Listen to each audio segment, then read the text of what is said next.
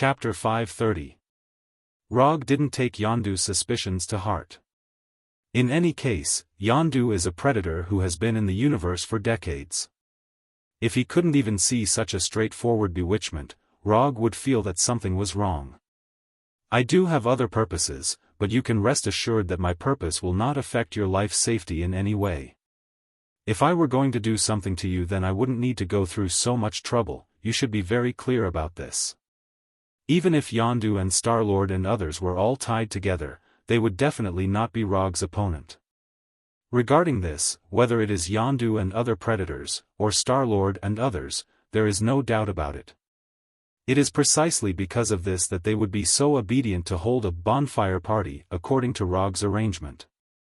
That's true, but if I don't know your true purpose, I still can't trust you. After a few seconds of silence, Yondu continued.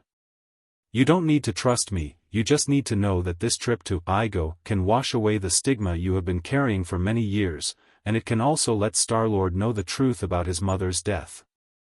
As for the rest, it has nothing to do with you. Although he does admire Yondu a little, this does not mean that Rog will tell him about his divine tree planting plan. So far, the only person who knows about this plan, besides him, is Hinata. Glancing at Rog, who was not moved at all, Yondu clenched his fists slightly. Then, he stood up directly and walked towards his spaceship. However, he didn't walk far when Rog's voice came over. Keep an eye on your men, if you don't want to see them betray you directly in battle. Yondu's predator men are not only weak, but they are also not very smart. They are the kind of motley crew that can be easily agitated. Although Rog doesn't pay much attention to those predators, he doesn't want to see these clowns suddenly betray him when the time comes.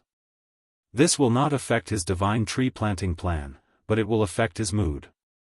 My men, I will teach them myself. After leaving this sentence without looking back, Yondu continued to walk towards his spaceship. When the dawn of the next day appeared on the horizon, the Star-Lord 5 fully armed boarded the Golden Jack. Star-Lord's spaceship, Milano, has not been completely repaired yet, and they are not willing to take Yondu's spaceship to Igo, so the Golden Jack has become their only choice now. When the 5 of them came to the main control room of the battleship, Rog, who was sitting in the battleship commander position, said to them, "It seems that you had a good rest last night. If there is nothing else, we will set off now." Star-Lord, Rocket, and others had no objections to Rog's arrangement. However, just as the Golden Jack slowly lifted off and flew towards outer space, Drax the Destroyer, who was topless and covered in strange tattoos, walked towards Hinata, who was setting the specific coordinates of planet Igo. What was he trying to do? After seeing Drax walking towards Hinata without saying a word, Star-Lord, Rocket, and Rog showed a puzzled look at the same time. "Your eyes are strange, are you blind?" Sure enough, this is indeed Drax's style. Just when Star-Lord was about to explain to Rog that this is how Drax usually speaks, Drax made a move that surprised everyone. He raised his right hand and stretched towards Hinata's waist-length black hair, and at the same time, he said in an affectionate tone, "You have the same hair as my wife." Rog didn't know if Drax was really stupid or pretending to be stupid, and he didn't care if Drax's wife had long hair like Hinata. When Drax's right hand was still dozens of centimeters away from Hinata, he raised his right hand and shot a silver-white lightning from his index finger. Rumble.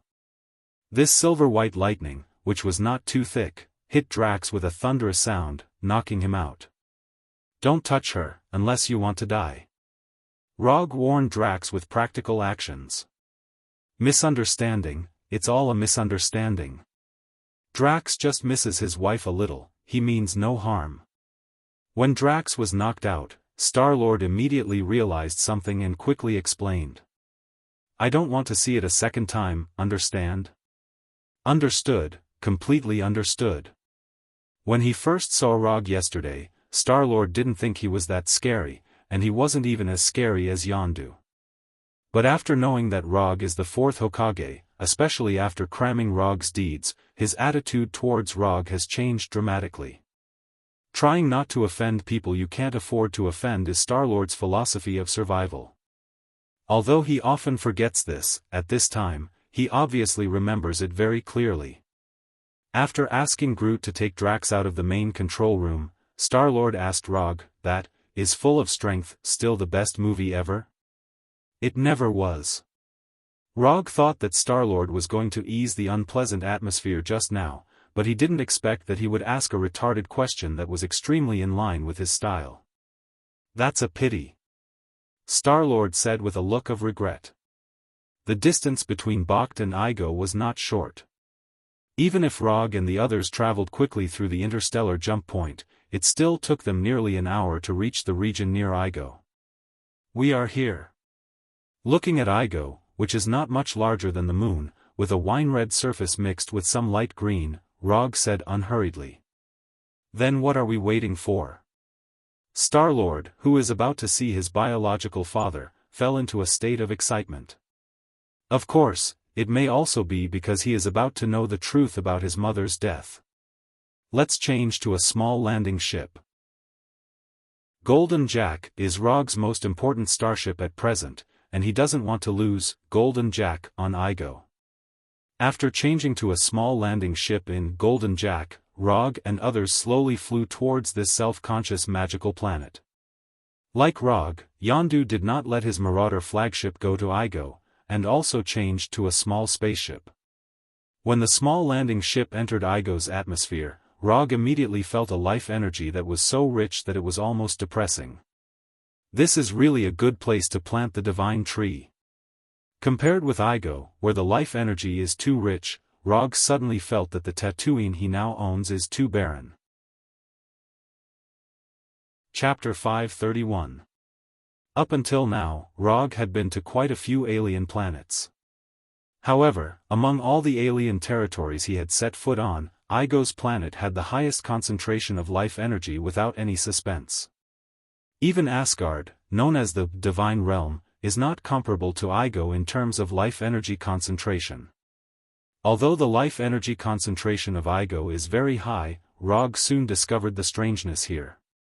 According to common sense, such a rich life energy should breed a variety of strange life forms.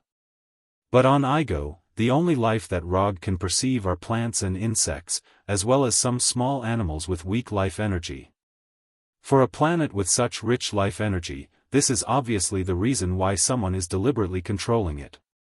After entering the atmosphere of Igo, Rog did not hesitate and immediately used chakra perception and began to search for Igo's location. Igo is not large in size, and it is not even comparable to the moon. This is good news for Rog, who is using chakra perception. It didn't take long for him to perceive Igo's life signal, which was completely beyond that of normal creatures. Turn left 23 degrees, distance 340 kilometers, full speed ahead. Rog told them the exact location of the location he had sensed. Star-Lord, who was piloting the small landing spaceship, immediately set the new coordinates and controlled the spaceship to move forward at full speed. When the spaceship that Rog and others were riding changed its flight direction, Yondu and others behind them immediately adjusted their flight direction and followed closely behind them. A distance of more than 200 kilometers is not a very far distance for a spaceship flying at full speed. It took less than 10 minutes for a strange castle that seemed to be located in a fairyland to appear in their sight. This is a castle that cannot be accurately described in words. The architectural style displayed by the castle is also very different from that of other planets. After docking the spaceship on the wide platform in front of the castle, Star-Lord rushed out of the spaceship impatiently and came to the platform to look around. When Star-Lord got off the ship, Rog and others walked down from the spaceship unhurriedly and looked at the fairyland like Igo. "Is my biological father inside?" Star-Lord came to Rog and asked slowly while suppressing the excitement in his heart. "To be precise, you're already stepping on your father's body. Your father is a self-aware planet. You have to get used to that." Rog corrected Star-Lord's statement. There was indeed a humanoid Igo in the castle, but it was only a clone of Igo. The land beneath their feet was Igo's true body. A planet, although he already knew last night that his father was not an ordinary human being, Star-Lord still couldn't accept that his father was a planet. His father Igo was a planet, and his mother Meredith was a human. Does his father have that? Just as Star-Lord was trying to adapt to the fact that his father was a planet, Drax the Destroyer came to Rog with a curious face and asked a slightly awkward question. For Drax, this was a question worth discussing. However, in such an environment, this question seemed to spoil the atmosphere. "Dude, what's wrong with you?" Star-Lord's expression suddenly changed, and he said to Drax in a dissatisfied tone. "If your father was a planet, then how would he make a human with your mother? He would crush your mother." Drax didn't feel that there was anything wrong with his question, and he explained naturally. "I don't want to discuss with you how my parents, Star-Lord finally gave up his intention to explain the reason to Drax. "Why? My father tells me the story of how he got my mother pregnant every winter." When Drax said this, Rog suddenly realized that it wasn't only him, but also Rocket and Groot, who were pretending to be indifferent, quietly moved a few steps closer. Just when everyone thought that Drax would continue to talk about some topics that would interest male creatures, the castle's more than 20 meters high double doors suddenly opened. At the same time, a slightly vicissitude man's voice came over. "Drax, not only do I have that, but it's not bad. In addition, I have a sense of pain, a digestive system, and all the structures needed for the human body." Looking in the direction of the voice, a man of average height with a head full of gray curly hair and a gray beard appeared in their line of sight. As he spoke, the man who looked like an old man in his 60s or 70s walked quickly towards them. There is no need to introduce him, everyone present knows that this man is Star-Lord's father, Igo. "My child, we finally meet." Igo ignored Roger and others and went straight to Star-Lord and hugged the descendant that he had been thinking about day and night. "Sure enough, it's you really inherited my divine energy." After hugging Star-Lord, Igo said loudly and excitedly. "My mother, do you love my mother?" Unlike the excited Igo, Star-Lord at this time seemed a little too calm. He thought that when he saw Igo, he would have unspeakable happiness. However, when Igo really hugged him, he realized that he didn't feel the warmth he wanted from Igo's body. "Of course. I love her, she is the lily of my life. I have returned to Earth 3 times to see her, but I knew that if I went back for the 4th time, I would never be able to leave again, so I did what I had to do." After hearing Star-Lord's question, Igo let go of him and said slowly in an affectionate tone. Then, he said the words that completely broke Star-Lord's defense. "I am also very sad that she had a brain tumor."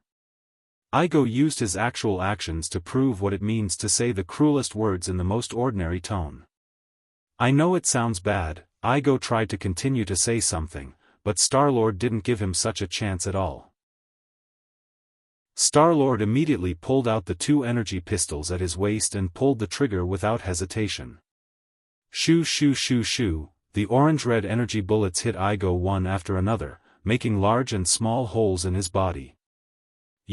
Although his body was shattered by the energy bullets, the light blue energy network on Igo's body still allowed him to maintain his basic human form. "You killed my mother," Star-Lord said loudly and angrily. "I spent so much time and energy to find the most suitable form for you, and this is how you thank me?" Under the nourishment of the powerful energy, Igo's damaged body was repaired. However, the body he repaired was not the old man's image just now, but the young man who once appeared in front of Star-Lord's mother Meredith and fell in love with Star-Lord's mother. "Bastard, this is how I thank you." Before Star-Lord had time to answer Igo, Yondu's voice came over. Along with Yondu's voice, there was also an energy beam as thick as an arm. Boom! Without any suspense, Igo's body shattered. Chapter 532. Star-Lord just fired a few shots at Igo with his energy pistol, while Yondu directly raised his energy cannon and gave Igo a shot. If he didn't know, he would have thought that Yondu was the one whose mother was killed. Although Ege's body had been blasted into pieces, this was nothing to him. It took less than 2 or 3 seconds for Igo, who had been broken into pieces, to return to his original old man appearance. Good, very good. Since you have come to my door together, then don't blame me for being rude. As soon as his voice fell, Igo, with a head of gray curly hair, raised his hands. Blue and white energy tentacles that looked like octopus tentacles surged out of the ground and surrounded Rog and the others. In terms of numbers, Igo was at an absolute disadvantage at this time. But from the perspective of strength, the truth is just the opposite. Although Igo is only one person now, he is an out-and-out Heavenly Father-level existence. More importantly, this is an absolute home ground that is under his control. For Star-Lord and others, this kind of battle in a home ground where the enemy has an absolute advantage is a new experience that they have never had before. But for Rog, this kind of thing is not unfamiliar. After all, he is a ninja who has fought against Hell Lord Mephisto twice in Hell. Although in those 2 battles, he did not win the final victory. But in any case, he has rich experience fighting on the home ground of a Heavenly Father. Take care of yourself, don't force yourself. When Igo erupted with shocking and terrifying energy, Rog also mobilized chakra for the first time and added a light blue chakra coat to himself and Hinata. As for Star-Lord, Yondu, and others, they were directly ignored by him. It was indeed his plan to bring Yondu and Star-Lord to Igo, but this does not mean that he has to protect their safety all the time. To put it bluntly, the person who wants to take revenge on Igo now is not him, but Yondu and Star-Lord. Star-Lord wants to avenge his mother, Meredith. Yondu wants to wash away the stigma of child trafficking for himself. Whether Yondu is willing to admit it or not, he is the one who brought Igo's descendants to Igo Star. To a certain extent, it was because of him that Igo's mixed-blood descendants had become skeletons in the cave. I originally planned to carry out that grand expansion plan with you, but now it seems that you've given up on this glorious mission. The most suitable role for you right now is to be a 1,000-year battery and watch me conquer the entire universe. Until now, Igo still only had Star-Lord in his eyes. Whether it was Yondu, who had just shot him, or Rog, who had put on Chakra's coat, they were not in his consideration at this time. However, he soon understood something. That is, in a battle, never ignore a powerful ninja. When Igo spoke harshly to Star-Lord and tried to manipulate the blue-white energy tentacles to attack Star-Lord, the ground under their feet suddenly shook violently. Wood release, World of Trees descends. This is the first time that Rog has used Mokuton after developing his sage body to 85%. Amidst the terrifying tremors that were akin to a magnitude 12 earthquake, towering trees rose from the ground one after another. Their thick and solid branches grew crazily like twisting pythons, completely enveloping the platform and the castle in front of Rog and the others. This is, when Rog just used Mokuton, Igo noticed that something was wrong. The rapidly growing sea of trees is like a black hole that devours life energy, frantically devouring all the life energy around it. The natural energy drifting in the air was crazily devoured by the sea of trees, causing the sea of trees that had already covered the sky and the sun to spread around uncontrollably. This feeling, for Igo, is like a group of parasites that suddenly appeared on his body and devoured his vitality. Hashirama once used Mokuton to calm the troubled world, allowing the ninja world to enter a new era of ninja village from the era of ninja clan killing each other. However, even Hashirama, the creator of Mokuton, would not have thought that in another world, someone would use the Mokuton he created to fight against an entire planet. If Igo is the creator of this planet, then the current Rog is an invader trying to erode this planet. His real body is deep underground. I will make a passage to the underground for you. As for this scum who plays with human feelings, leave it to me. Rog did not look back and said calmly to Yondu, Star-Lord and others. What are you still doing? Have you all forgotten the purpose of coming here? As soon as his voice fell, a huge pit appeared dozens of meters behind Rog. Looking down into the hole, one could see tree roots of different sizes, like a colony of ants digging a tunnel, either entwined or separated, constantly surging into the ground, forcibly opening up an underground passage that could allow small spaceships to pass through. Fourth Hokage Rog is very strong. Everyone who has heard of the title of Fourth Hokage knows this. But even so, Yondu, Star-Lord, and others did not expect that Rog's strength would be more overbearing than they imagined. When describing the power of an attack, many people like to use the phrase, changing terrain, to describe how strong an attack is. However, not everyone has the opportunity to witness these attacks that have the ability to change terrain with their own eyes. At this time, Rog not only proved with facts what a powerful attack that can change terrain is. He had even used his actions to prove how powerful a human from Earth could be. Looking at the underground passage that seemed to be connected to the abyss, Yondu, Star-Lord, and others did not continue to waste time and immediately ran towards the direction of the spaceship. You go with them too. After I solve this scum's clone in front of me, I will also go to the underground to meet this scum's real body. While controlling the thick branches to resist Igo's energy tentacles, Rog said to Hinata unhurriedly. Although Igo's real body is underground, the battle deep underground is not particularly dangerous. With Hinata's current strength, she can completely protect herself. Okay. I'll wait for you underground. After speaking, Hinata used the body flicker technique and disappeared, returning to the spaceship faster than Star-Lord and others. After Hinata and others left, Rog's gaze once again fell on Igo. Unlike the confident appearance that seemed to be under control before, Igo had a dignified expression on his face at this time. Who the hell are you? From the nature of the energy emitted by would release, Igo noticed some auras that were very unfriendly to him. I am a ninja, if you like, you can also call me Fourth Hokage. Chapter 533. Fourth Hokage? It was only after Rog introduced himself that Igo finally came to his senses. Although Igo was not the same as other Heavenly Father-level existences and didn't have many subordinates and forces, he still heard of the title, Fourth Hokage. But anyone who has traveled in the universe in recent years has more or less heard of the title, Fourth Hokage. Defeated Ronin the Manipulator and tied with the crazy Titan Thanos. There are not many people in the universe who can do these two things. Not to mention, Rog did it as an Earthling. Compared with other cosmic civilizations, the Earth is undoubtedly a backward civilization. In the eyes of other intelligent races, the humans on the Earth are also a weak race. Therefore, this also highlighted Rog's strength even more.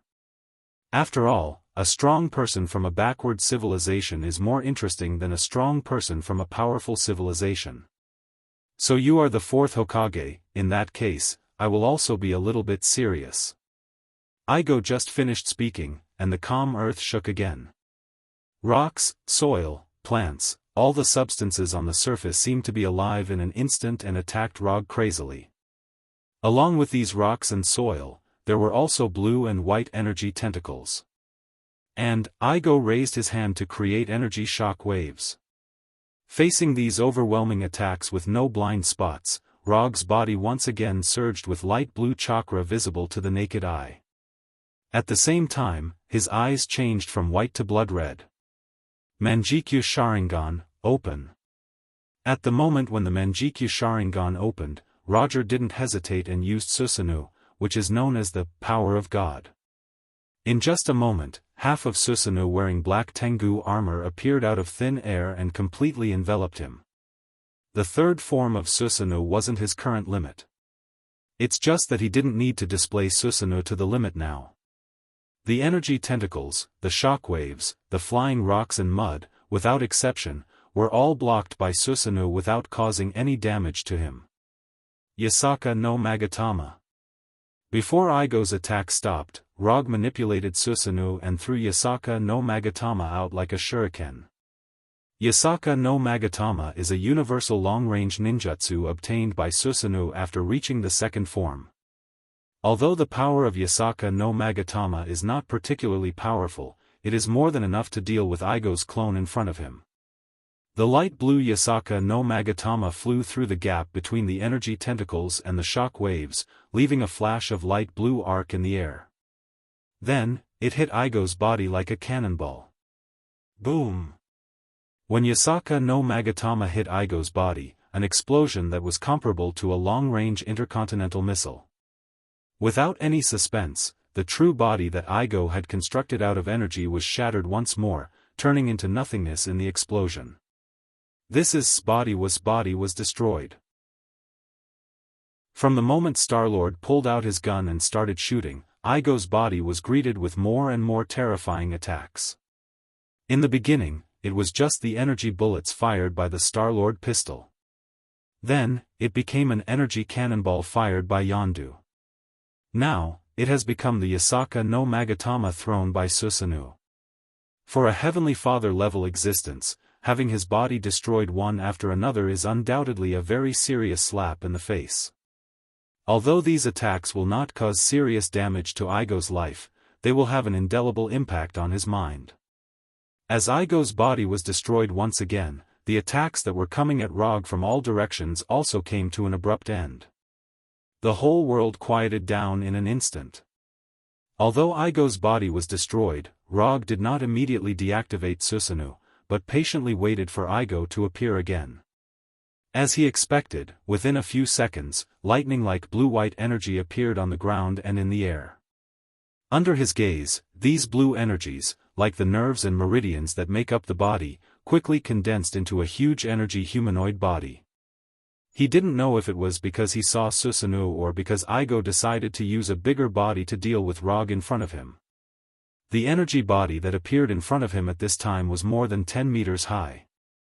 However, Igo's new body had just constructed a rough prototype when an ancient titan-like huge palm emerged from the ground behind him. This is a huge palm made of wood, dozens of meters high. Compared with this palm, Igo's energy body, which has not yet been completely formed, is like a newly hatched chick. The enormous hand that shot out of the ground opened its 5 thick fingers and grabbed Igo's new body. Then, it suddenly exerted force. Boom! The uncontrolled energy exploded in the wooden palm, causing the earth that had just returned to calm to tremble slightly. Is this what you call being serious? Aren't you looking down on me a little too much? Rog, who was standing in Susanoo, said disdainfully. Igo can use energy to directly generate a real flesh and blood body. For this, Rog still admires Igo. After all, not everyone can use energy to this extent and use energy to create a real body. But apart from this technique of creating a body with energy, Igo's performance in battle seems very ordinary. Igo's fighting style can be described in one sentence, that is, he controls energy to directly attack the opponent. If he is facing enemies whose strength is far inferior to him, he can indeed achieve the true meaning of breaking 10 with one force. But the problem is that the enemy he is facing now is Rog, who is not much weaker than him. Igo is indeed a Heavenly Father-level existence, but Rog also has the strength of a sub-Heavenly Father that is infinitely close to the Heavenly Father level. Just looking at energy intensity and life form, he is indeed inferior to Igo. But what determines the outcome of a battle is never the amount of energy. Earthling, don't be too arrogant. I am a unique planetary life form, a planetary life form countless times nobler than carbon-based life forms like you. Igo's voice came from all directions. His new body was directly crushed by the huge wooden palm, but his consciousness did not disappear because of the disappearance of his body.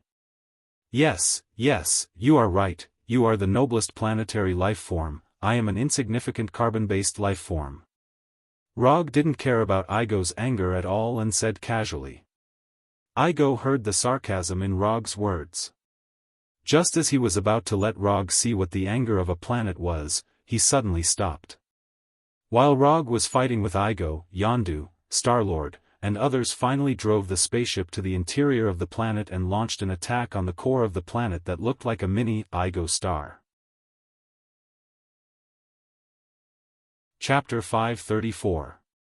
After perceiving that Yondu and others were attacking his core, Igo did not hesitate and immediately returned his consciousness to the core. With the departure of Igo's consciousness, the surrounding environment suddenly quieted down, leaving only the sound of leaves being blown by the breeze. That's fast. After confirming that Igo's consciousness had completely left, Rog dispelled Susanoo and began to sense the flying Thor technique on Hinata's body. In the next second, his figure disappeared out of thin air. Although there is an underground passage not far behind him that leads directly to Igo's core, compared to the flying Thor, entering the underground from the passage is undoubtedly too slow. In just an instant, he came to Hinata's side and flashed inside the landing spaceship. Now, it is still Star-Lord and Rocket who are controlling the spaceship. However, one of them is controlling the flight of the spaceship, and the other is controlling the spaceship's weapons. Is this broken spaceship only this much firepower? This firepower is not enough at all. Rocket, who was controlling the weapon, did not notice the arrival of Rog and complained in his usual tone. This is a landing spaceship, not a battleship. You can't expect a landing spaceship to have much firepower. After hearing Rocket's complaint, Star-Lord silently explained. Unlike Rocket, who has a phobia of insufficient firepower, Star-Lord is still very satisfied with this landing spaceship. In terms of performance, the performance of this landing spaceship is even higher than his Milano. This is the landing spaceship of the Carey Empire's main battleship, and it is one of the most technologically advanced spaceship models in the Carey Empire. If you don't think the firepower is enough, I don't mind you taking your energy gun to attack the shell of Igo's core. Just as Rocket was about to continue complaining, Rog's voice sounded from behind him, making him quiet down instantly. Although he hasn't been dealing with Rog for a long time, he knows very well that Rog is not someone he can offend. This was something he had personally experienced when they first met in the land of nothingness. We need more firepower, otherwise we can't break this damn shell. After a few seconds of silence, Rocket expressed his idea of wanting more firepower. I'll deal with the problem of firepower. You guys just need to avoid Igo's attacks. After that, Rog opened the hatch of the spaceship's coordinates and flew out using the superlight rock technique. Different from the fairyland on the surface of the planet, the underground space where Igo's core was located was like a cell in the microscopic world. The spiral stone pillars that were connected to the core of Igo and the caves that were emitting crimson or green colors on the surrounding stone walls made the underground space feel like a multiverse. After flying out of the landing spaceship, Rog glanced at Yondu and the other spaceship. Although Yondu and the other spaceships didn't look very good, they had to admit that the raiders were very good at modifying spaceships. Especially in terms of firepower, Yondu and the other raiders fully demonstrated what it meant to be fully armed. Dozens of high-temperature red laser beams shot out from the top of the unsightly alien spaceship, attempting to open up a path to the core of the Igo's core. However, judging from the efficiency of this red laser beam, they won't be able to achieve their goal in a short time. Just when the raider spaceship tried to open a hole in Igo's core, Igo, whose consciousness had returned to the core, began its own counterattack. The blue-white energy of the octopus tentacles emerged again, like seaweed gushing out from the surrounding walls and stone pillars. At the same time, stones of different sizes were attached to these energy tentacles. Looking at these energy tentacles all over the underground space, Rog used summoning technique and summoned the disaster pistol that he hadn't used for a long time. After holding the disaster pistol in his right hand, he opened the magazine and took a look. 3 silver-white ninjutsu bullets were lying quietly in the magazine. To be precise, it's 3 spiral electromagnetic gun ninjutsu bullets. Although there are only 3 of them, it's enough to break the shell of Igo's core. Before those large and small energy tentacles carrying stones came towards him, Rog raised the disaster pistol and aimed at Igo's core, which was dozens of times larger than the landing spaceship. Bang bang bang. Without any hesitation, Rog fired 3 shots in a row, firing all the spiral electromagnetic gun bullets in the disaster pistol. 3 fist-sized spiral electromagnetic guns hit Igo's core at an undetectable time interval. Star-Lord, Yondu, and others only saw a silver-white light hitting Igo's core, and they didn't realize what this light meant. In the next second, they saw a terrifying picture that looked like a silver-white sun being born out of thin air. Before they heard the explosion from the spiral electromagnetic gun, the silver-white light completely occupied their line of sight. Then, there was an energy storm that couldn't be described in words. Rumble. 3 spiral electromagnetic guns exploded almost at the same time, and the terrifying chakra storm swept through every corner of the underground space like a tsunami. Under this kind of full-range sweep that can be said to have no blind spots, maneuvering to evade or something has become empty talk. There is nowhere to hide. This was originally just a description, but now, it is the most real reality. The landing spaceship where Star-Lord and others were and the Predator spaceship of Yondu and others were like a small fishing boat in a stormy sea, swaying left and right by the terrifying chakra storm.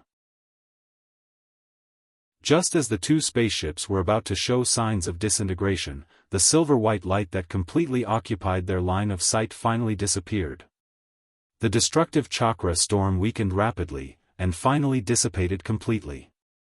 When everything returned to calm, the original strange underground space completely changed its appearance. The weird stone pillars that looked like nerve fibers completely disappeared, and the large and small caves that were originally exuding a strange light were also completely dimmed. Except for the Igo core floating alone, like a super mini Igo star, the entire underground space seemed to have died in an instant. Even Igo's core, which was still floating in the air, had spiderweb-like cracks on its outer shell. Streaks of bluish-white light leaked out from the cracks. Is this guy really human? Except for Hinata, everyone had doubts about Rog's identity as an Earthling. Especially after comparing it with Star-Lord, who is also an Earthling, they became more and more suspicious of Rog's identity as an Earthling. But the most shocked one now is not Yondu and other Predators, nor Rocket, Groot, and others, but Igo. Since his birth, Igo never thought that there would be a day when his life would be directly threatened. Chapter 535. It has to be said that the shell of Igo's core is stronger than Rog imagined. Even if it was hit by 3 spiral electromagnetic gun, the shell of the core only showed signs of being on the verge of breaking, but it wasn't really broken. Was this guy a tortoise? Among the enemies he has fought, Igo is definitely not the one with the strongest attack power. But he is definitely the one with the highest defense power. Even the Lord of Hell Mephisto, after taking 3 spiral electromagnetic gun head-on, would never leave only superficial scars. After taking a look at Igo's core, which was full of cracks on the surface, Rog closed the Manjikyu Sharingan in his right eye and turned it into Byakugan. Although the Manjikyu Sharingan brings a little more fancy ability, but in terms of insight, even the Manjikyu Sharingan can't compare with Byakugan. Relying on the clairvoyance and insight ability granted by Byakugan, Rog's sight directly penetrated the solid shell on the surface of Igo's core and observed Igo's real body located inside the core. It's a huge brain that seems to be in a transparent bubble. Accompanied by a rhythmic pulse like breathing, the relevant areas in the brain flashed with red or light blue light. Not knowing if it's his own illusion, when he looked at this huge brain that is more than 1 meter in size, Rog found that the rhythm of his heartbeat began to pulse inexplicably in line with the rhythm of the brain. What's going on? Is the energy on the same frequency? Or is life resonating? In an instant, several speculations emerged in Rog's mind. No matter what the reason is, it's not a good thing for him that his heartbeat is in line with the pulse of Igo's real body. If he is given enough time, he may be able to study the secret. But now, Igo, who feels the threat of his life, obviously won't give him so much time to think. Igo's core burst out with a dazzling blue-white light in an instant, and the underground space, which had lost its strange color, was once again filled with magnificent colors. At the same time, everything in the underground space came alive in an instant. The rocks and soil on the stone wall were decomposed into a sand-like state, and the octopus-like energy beam appeared again, mixing with the sand-like rocks and soil. Then, the huge underground space began to shrink rapidly. The energy tentacles mixed with the gravel began to spin wildly, turning the entire underground space into a vortex. Obviously, Igo, whose life was threatened, was going to flip the table. The powerful vortex caused by the crazily spinning vortex made the spaceship, which had just been hit by the explosion, face attacks from all angles again. Although the Kerry Empire's landing spaceships and Yondu spaceships were all good spaceships, they couldn't withstand the continuous damage. After struggling to maintain flight for a period of time, the two spaceships met the fate of disintegration almost at the same time. Fortunately, the people in the spaceship more or less had the ability to protect themselves. The disintegration of the spaceship was not enough to cause them serious injuries. Before the out-of-control spaceship was completely swallowed by the vortex composed of energy tentacles and gravel, Hinata, Star-Lord, and others in the spaceship safely landed on the ground. However, reaching the surface did not mean that they were safe. Under Igo's control, they were quickly attacked by energy tentacles and gravel as soon as they landed. After Rog, who was floating in the air, confirmed the current situation of Hinata and others with the Byakugan, he threw the disaster pistol held in his right hand back into the summon scroll. Since Igo was going to flip the table, there was no need for him to continue to test anything with Igo. If they were two gamblers at the gambling table, then this is the last moment of their game. Without any hesitation, Rog began to switch the Mangekyo pattern of his left eye. The triangular arc dart pattern began to spin wildly. After the rotation stopped, the Mangekyo pattern in his left eye turned into a sharper four-cornered dart pattern. To use the Mangekyo Dojitsu, known as the strongest Genjutsu, Rog must first change the pattern of Mangekyo Dojitsu to Uchiha Shursui's Mangekyo Dojitsu. Then, he can use this powerful dojitsu that can control others at will and permanently change their consciousness. When everything was ready, Rog let all his Sharingan's power pour into his left eye. Then, as if talking to himself, he whispered, Mangekyo Dojitsu, Koto Amatsukami. In the next second, the Sharingan's power in his body was instantly emptied, and all the scenes that appeared in front of him turned into nothingness in an instant. From the point of view of others, Rog was still floating silently in the air at this time, without doing anything. Even Igo, as an enemy, didn't realize what Rog was doing now. However, they soon noticed that something was wrong. Rog, who was floating in the air, suddenly staggered and landed on the ground. A clear stream of blood flowed from his left eye socket, making his left eye, which was already different from ordinary people, even more strange. Is there a backlash? When Rog landed on the ground, Hinata, who was using Revolving Heaven to resist the attack of the energy tentacles in the distance, instantly opened her Byakugan, and observed Rog's state with a worried expression. The chakra meridian in his left eye was not abnormal, and there were no signs of backlash in other areas of his body. After confirming that Rog didn't suffer any backlash, the worry on Hinata's face slowly disappeared. Now, Rog indeed didn't suffer from the backlash of his dojitsu. His left eye was bleeding purely because the target he chose was too strong.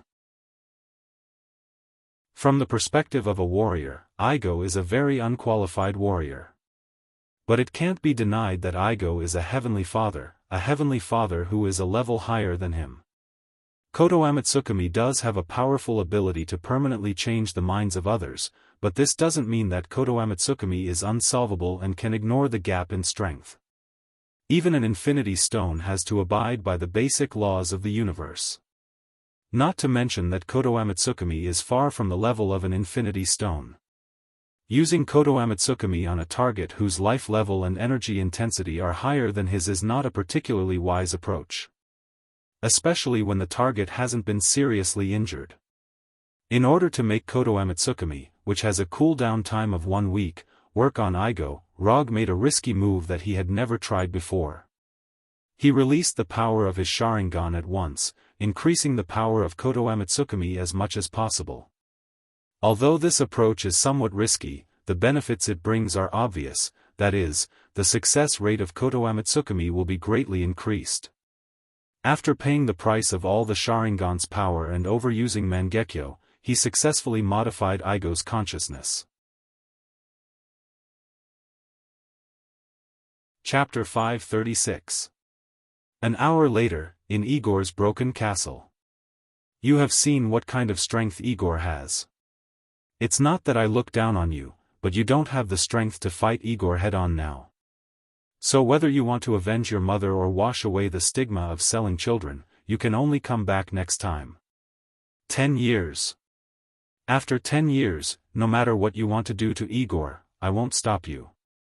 After using Kodo Amitsukami to forcibly modify Igor's consciousness, the battle between Rog and Igor came to an end. Although Star-Lord and Yondu were not very willing to accept this result, they had to admit that they did not have the strength to take revenge on Igor at all. So even if they were dissatisfied, they could only do as Rog said. Strength determines the right to speak. Rog has strength far beyond them, so they can only agree to Rog's plan. More than half an hour later, the Predator flagship sent 2 other small spaceships to pick up Star-Lord, Yondu, and others. Before they left, Rog handed over the Kami energy cultivation information that he had just obtained to Star-Lord. Don't waste the other half of your bloodline. When Star-Lord, Yondu, and others all left in the spaceship, Rog sat in the severely damaged castle hall and opened the system's exchange page. Divine Tree Sapling, exchange price, 500 ninja coins. Glancing at this glittering exchange icon, Rog decisively pressed the exchange button. With the disappearance of the exchange icon, the number of his unconsumed ninja coins also dropped from 530 to 30. At the same time, a small green sapling more than 1 meter long, exuding rich life energy, appeared in his hand. On the surface, there was nothing special about this sapling of the divine tree. The most appropriate way to describe it was to describe it as ordinary and mediocre. However, as long as you sense the life energy contained in the divine tree sapling, you can know that this is a rare treasure. In addition to the extremely rich life energy, Rog also sensed energy characteristics in the divine tree sapling that are very similar to Mokuton. This discovery reminded him of a description of Mokuton that he had seen before. Would escape was not the power that was closest to the Tree of God. Instead, it had inherited the power of the Tree of God. He didn't really believe this before. But now, he began to agree with this statement. After looking at the Tree of God sapling in his hand, he walked down from the chair in the hall and came to the center of the hall. Don't disappoint me. After saying that, he let the roots of the sapling touch the ground. There was no need for him to make any preparations. The moment the roots of the Tree of God touched the ground, the sapling immediately displayed a shocking growth ability. Roots of all sizes dug deep into the soil at a speed visible to the naked eye. In less than 10 seconds, the roots of the divine tree's sapling had spread throughout the entire hall. Not only that, but the branches and leaves of the divine tree also displayed a growth rate that far exceeded that of ordinary plants. Under Rog's gaze, the Tree of God's sapling rapidly grew from 1 meter to 2 meters tall. As its roots went deeper and deeper into the ground, the divine tree grew faster and faster. At the same time, the natural energy drifting in the air was like a surging river, madly pouring into the interior of the Tree of God. Looking at the Tree of God frantically absorbing the surrounding energy, Rog silently retreated a distance to avoid becoming the target of the Tree of God's absorption.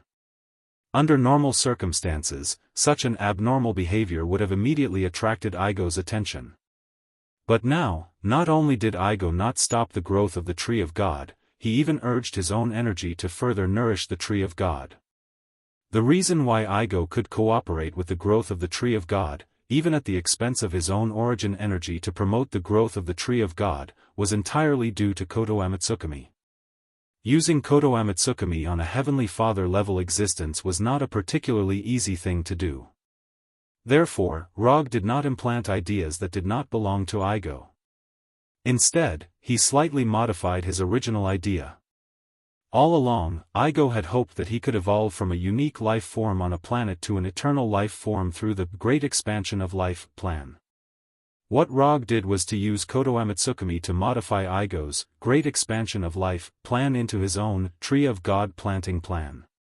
Because these two plans have some keywords such as planting, evolution, and life, the difficulty of modifying them is relatively low, and it's better to hide it from Igo so that he won't have an instinctive rejection.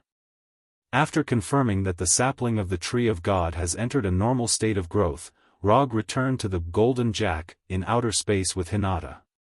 To be precise, he returned to the Golden Jack with Hinata and the Mantis Girl. Rog wasn't the one who discovered the mantis. It was Hinata who was wandering around Igo's castle when she was suddenly attacked by the mantis. It was only then that she discovered the mantis with two antennae on her head and naive to the point of foolishness. Although the mantis has been in the castle all this time, she didn't know what was going on outside. So when she saw Hinata, she used her special ability to empathize with her and tried to make the intruder fall asleep. However, before she could touch Hinata, she was sent flying by Hinata's gentle fist. After knowing the identity of the Mantis Girl, Hinata came up with the idea of taking her away. In her words, she needs a personal assistant now. Roger didn't even think about Hinata's decision and directly agreed. It's just a Mantis Girl, even if he brings her back to Earth, it won't cause any trouble. And instead of leaving the Mantis Girl to Igo, who is already full of nourishing the Tree of God, it's better to bring her back to Konoha. Maybe there will be some recycling effect. After returning to the Golden Jack with Hinata and the Mantis Girl, Rog didn't plan to return to Earth immediately. The growing Tree of God has Igo's protection, so he doesn't need to worry too much about its safety for the time being. However, just in case, he still left a Shadow Clone Scroll for Igo. This Shadow Clone Scroll isn't used to deal with enemies, it's just a one-sided means of communication. If Igo encounters a powerful enemy that he can't deal with, he can use the scroll to summon a Shadow Clone. Then, the Shadow Clone will report the information back to the main body by dissolving itself. In this way, no matter where Rog is, he can immediately receive Igo's request for help, thus ensuring that the Tree of God won't be taken away by someone. Chapter 537. Although we are already very familiar with each other, but when you come to find me, can you not drive the Empire's warship over, especially the Empire's main warship that you stole? In the commander's office of the Dark Star, the accuser Luo Nan said to Rog, who was sitting in front of him with a helpless expression. I only have one spaceship right now, if you don't like it, I don't mind if you give me a new one. Rog didn't take Luo Nan's ridicule to heart at all and replied with an indifferent expression. After planting the sacred tree on Igo Star, Rog took the Golden Jack to the front line of the war between the Keri Empire and the New Star Corps and found Luo Nan, who he hadn't seen for a long time. When the Golden Jack arrived at the front line of the war, it was almost attacked by both the Keri Empire and the New Star Corps. But after recognizing that this was the fourth Hokage Rog's warship, the Keri Empire and the New Star Corps wisely chose to ignore it. The Keri Empire chose to ignore it because their frontline commander Luo Nan gave the order not to attack.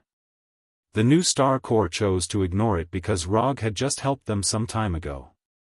So, when the Golden Jack arrived at the front line of the war, a slightly strange ceasefire occurred. Just say it, why did you come to find me? Luo Nan didn't continue to entangle with Rog about the warship and directly asked about Rog's purpose. I know that you have investigated the whereabouts of the power gem before, I want the information in your hands. It was fine if Rog didn't open his mouth, but as soon as he finished speaking, Luo Nan's expression became incomparably dignified, the atmosphere in the room suddenly became oppressive. After a few seconds of silence, Luo Nan, who was wearing a black-gray armor, slowly said, "Where did you inquire about this information?" Regarding the matter of secretly searching for the power gem, he didn't tell anyone except a few of his confidants. Even his exceptionally doted nephew Rothschild didn't know that he was secretly searching for the power gem. If I said that I guessed it, would you believe me? Of course, Rog couldn't tell Luo Nan how he knew, so he casually found an all-purpose excuse. As for Rog's explanation, Luo Nan of course didn't believe a word of it. But after seriously thinking for a few seconds, he still gave the answer that Rog wanted. I can give you the information about the power gem, but as a price, I hope that you won't interfere in the war between the Carry Empire and the New Star Corps. Although Luo Nan didn't have much contact with Rog, he knew that Rog was the kind of person who wouldn't give up until he reached his goal. So, he didn't want to give him this information. After all, Log's recent actions had caused quite a bit of trouble for the Carry Empire and caused him, the frontline commander, to suffer a lot of criticism. Roger agreed without hesitation. If it wasn't for the sake of saving ninja coins, he wouldn't have deliberately made things difficult for the Carry Empire. From a certain point of view, he quite liked the Carry Empire, especially the console games designed by the Carry Empire. After getting Rog's guarantee, Luo Nan didn't hesitate and pulled out the information about the power gem from the Dark Stars database. Then he handed over a Carry Empire-style information storage to Rog. The information you want is all inside. But I want to remind you that there are many people looking for the power gem. Collector Talia Divan and Thanos are both looking for the power gem. Receiving the black pillar-like information storage from Luo Nan, Rog smiled and replied, "Thank you for your reminder." After getting what he wanted, Rog didn't plan to continue staying in Luo Nan's office. His body emitted an aurora-like radiance. The next second, he returned from Luo Nan's office to the main control room of the Golden Jack. After letting the Golden Jack read the information about the power gem, Rog set the next destination for the Golden Jack. Planet Bakht, in the unknown forest where the Milano is located. I say, can you put down the information board in your hand? You look like a perverted uncle watching a pornographic video. Rocket, who was holding a spaceship repair tool, complained to Star-Lord who was lying in a chair. What do you know? This is the cultivation method of heavenly energy. It is precious information that can give me the same power as Igo. Star-Lord, who was lying in a chair, did not look back and replied loudly. You are only half of Igo's bloodline, and you can only get half of Igo's power at most. Rocket's disdainful voice came again. What's wrong with being an Earthling? Rog is also an Earthling, and the bloodline of an Earthling can also be very powerful. Since they left Igo, Star-Lord has been holding this information screen recording the heavenly energy cultivation method all day long, trying to quickly master the heavenly energy in his body. However, he doesn't know if it's because of his IQ, or because he can only self-study. Star-Lord has never been able to sense the heavenly energy in his body, let alone use it. You are not Rog, you are an uncle with a belly full of fat. When it comes to complaining, Rocket is definitely the strongest existence in the Guardian of the Galaxy. Just as Rocket and Star-Lord were arguing, Rog's Golden Jack once again came to the sky above the forest. He is not quite sure that Star-Lord and others are still on Bohut, but in terms of time, this possibility is very high. After getting off the Golden Jack, he went directly to Star-Lord and told him what he was here for. In terms of combat power, the current Star-Lord can only be regarded as a little bit of strength at best. But in terms of finding things, he has an amazing talent. This is all the information about the Universal Spirit Ball. I hope you can find it. If you can find the Universal Spirit Ball, these 200 million new star coins will be yours.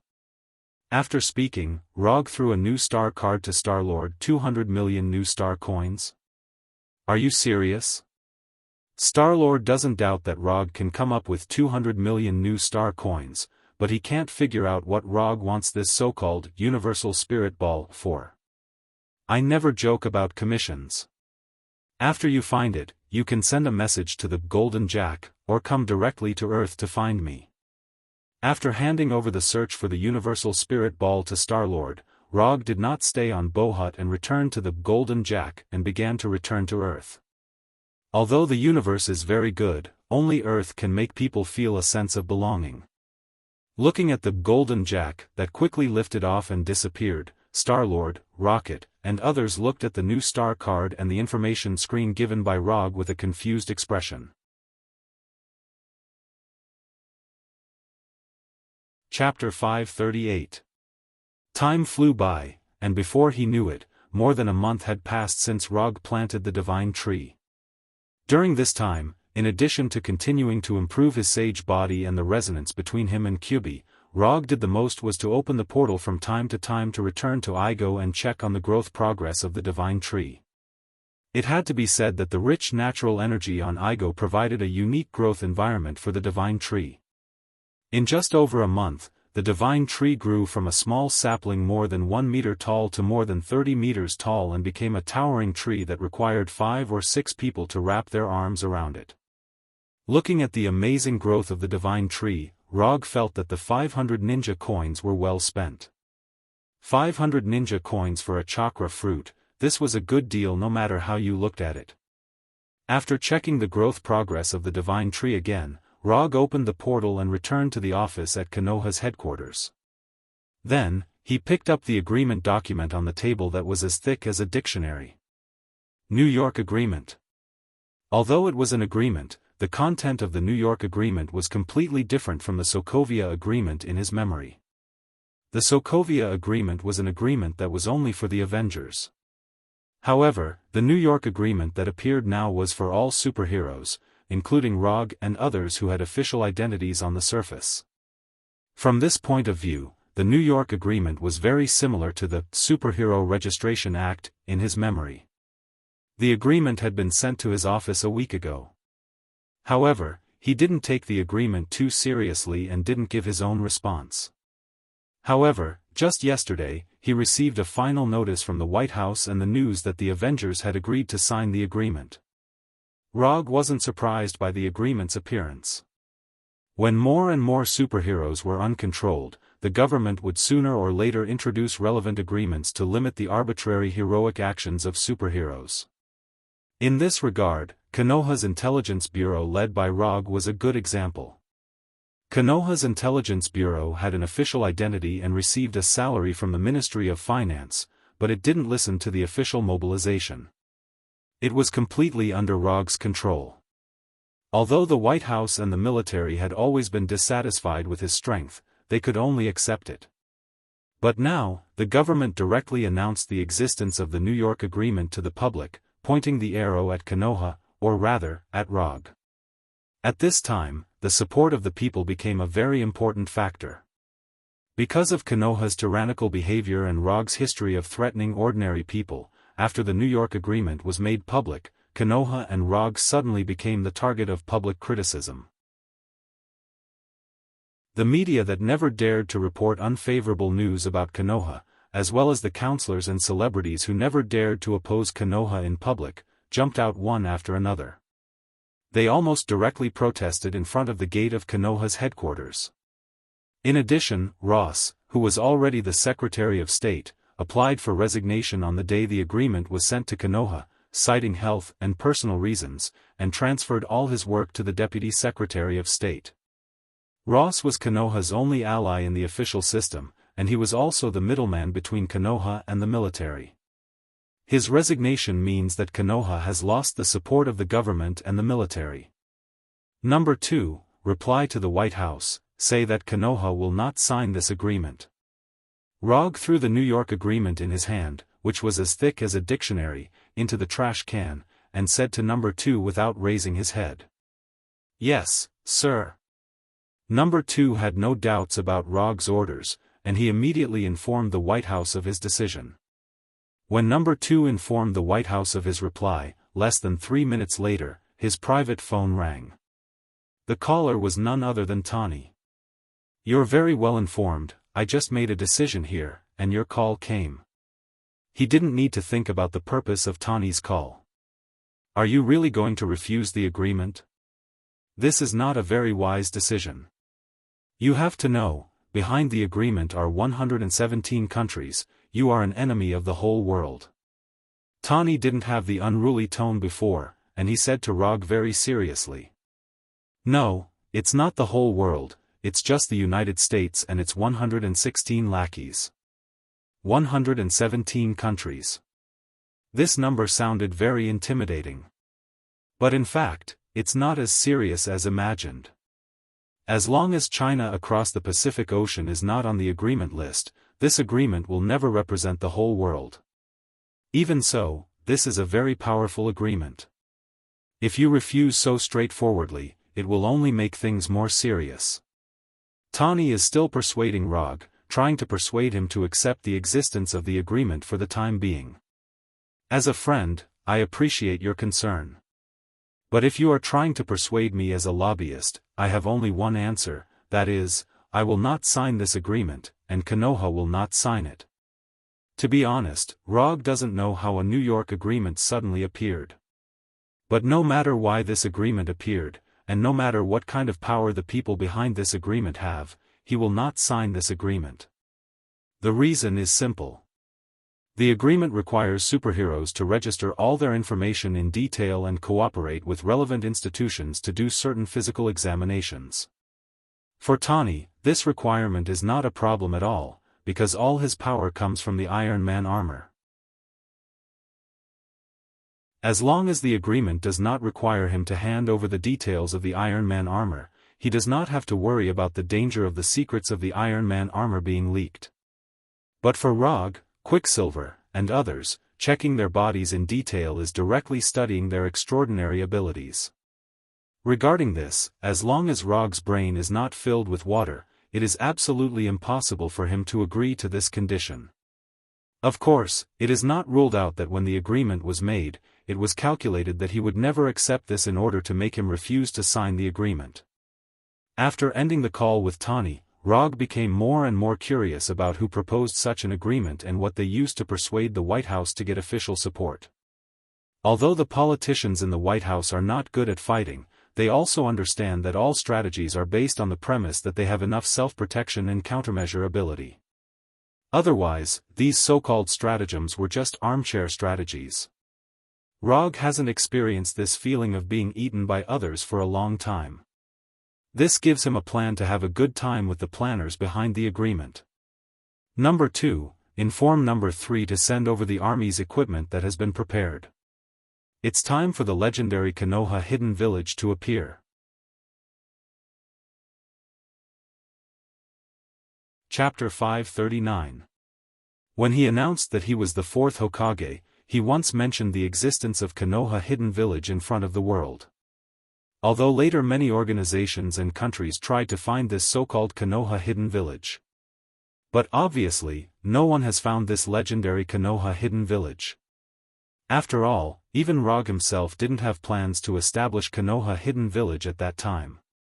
Yes, sir. Number 2's mechanical voice immediately sounded. After ordering Number 2, Rog left the office and returned to his room, put on the Carry Empire's virtual game helmet, and opened the strategy game called Empire Civilization 6, Total War. Although he still didn't know who the mastermind behind the agreement was, he had to admit that the mastermind who was hiding in the dark had played a beautiful hand. Using the official and civilian support, he suddenly turned Konoha's intelligence agency into a villain. First, he made Konoha lose official support and legal identity, and then he used the method of making the agreement public to gain the support of the people. If it weren't for the fact that Hydra has been beaten to a pulp, Rog would doubt whether this agreement was drafted by Hydra. Although Hydra's strength wasn't that great, it was still very good at playing tricks and scheming. However, even if Hydra is really one of the members behind the agreement, they will only be a small role. The reason is very simple: Hydra can't give the White House and the military any guarantee of strength. Without enough strength, this agreement can't appear at all. Especially under the premise that Rog himself has a history of threatening the government.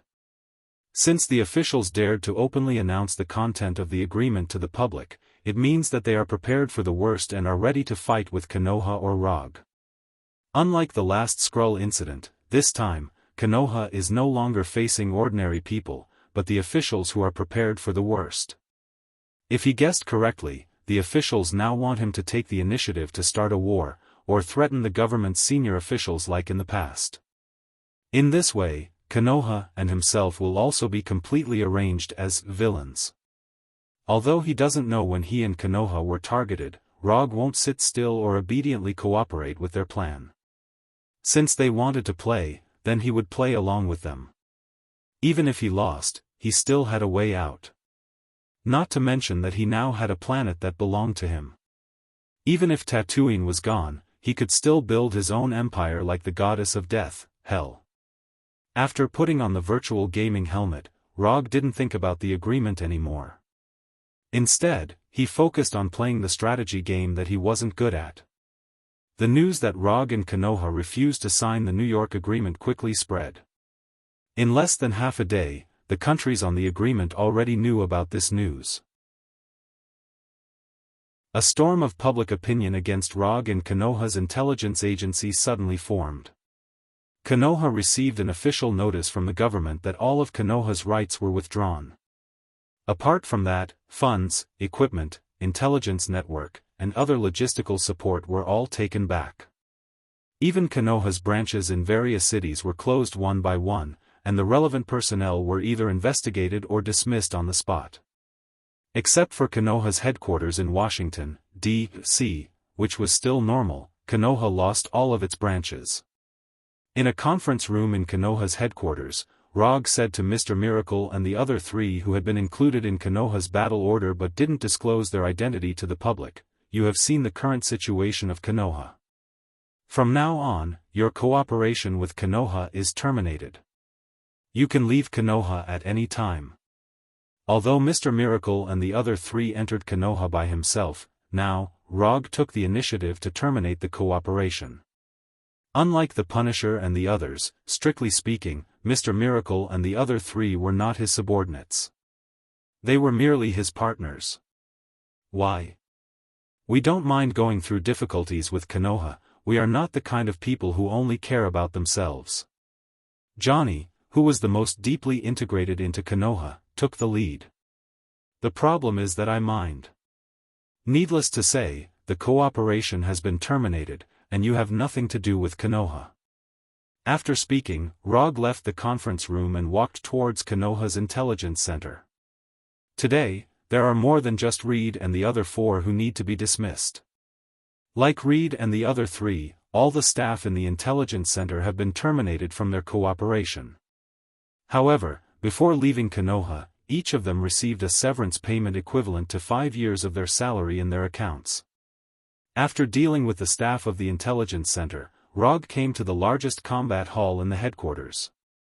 At this time, in this hall that can seat hundreds of people, more than 200 Konoha Special Forces members were sitting. These Special Forces members are elite warriors selected by Konoha from various armies, and each of them has been transformed by extremists. In the past, these more than 200 Special Forces members were Konoha's sharpest dagger. All the dirty and tiring work was done by these Special Forces members. I don't need to tell you the current situation. You have all been transformed by extremists. To put it bluntly, your current strength is given by Konoha. According to common sense, I shouldn't let you go like this. After all, you all have things that belong to Konoha. However, I am not a devil. I am a very fair person. You have paid for Konoha before, and Konoha has not treated you badly. So now, I will give you a chance to choose again. Those who want to leave Konoha can leave after handing over Konoha's equipment. Looking at your previous contributions, Konoha will not hold you accountable for any of your actions. Of course, if you want to stay, that's fine.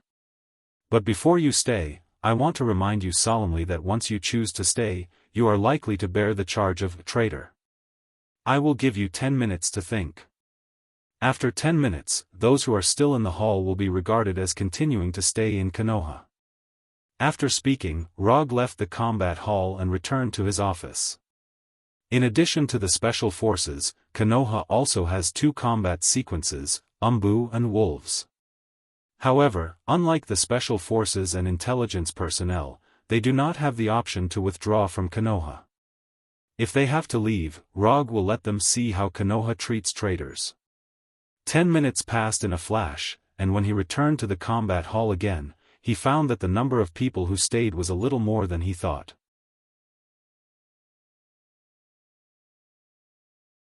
Chapter 540. Rog thought that there would be at most 40 or 50 people left. After all, these special forces were soldiers who served the country before coming to Konoha. However, now, there were more than 160 Special Forces members still sitting in the war hall. Only about one-third of the Special Forces members chose to leave. This proportion was far lower than what he had expected. Although he didn't know why these Special Forces members chose to stay, he still felt a little relieved when he saw that the number of people who stayed was far beyond his expectations. Cold-blooded butchers, emotionless killers, murderous executioners, these were the comments of the outside world about Konoha's Special Forces. If it weren't for Konoha's official identity at the time, these Special Forces members might have carried the title of anti-human terrorists. No matter what purpose you choose to stay, as long as you stay, from now on, you are Konoha's own people. Konoha may not be a good organization, but there is one thing that Konoha will definitely do. That is, Konoha will never mistreat its own people. Everyone go to the number 5 armory, it's time to let you see Konoha's trump card. There were many armory in Konoha's headquarters. But the number 5 armory was an armory that had never been used. Except for a few people including Rog, no one knew what equipment was in the number 5 armory. Before yesterday, this number 5 armory, which had never been used, was an armory without any weapons or equipment. But now, in the number 5 armory, there was a trump card carefully prepared by Rog. When the more than 160 Special Forces members all gathered in the square in front of the number 5 armory, Rog asked number 2 to open the steel gate of the number 5 armory, so that the equipment placed inside was displayed in front of the Special Forces members for the first time. After completing the commission of the new Star Supreme, Rog brought back a large number of weapons and equipment from Xander, even by the standards of the new Star Corps, which were regarded as the top weapons and equipment. For example, the Stars 4 individual power armor, and the 5th generation new Star Fighters. In the beginning, there were only 500 sets of Stars 4 individual power armor, and only 35th generation new Star Fighters. However, this was something that happened a few years ago. Since the establishment of Konoha's hidden village on Tatooine, it has been like a black hole devouring money and resources, swallowing a large number of materials provided by Konoha's headquarters.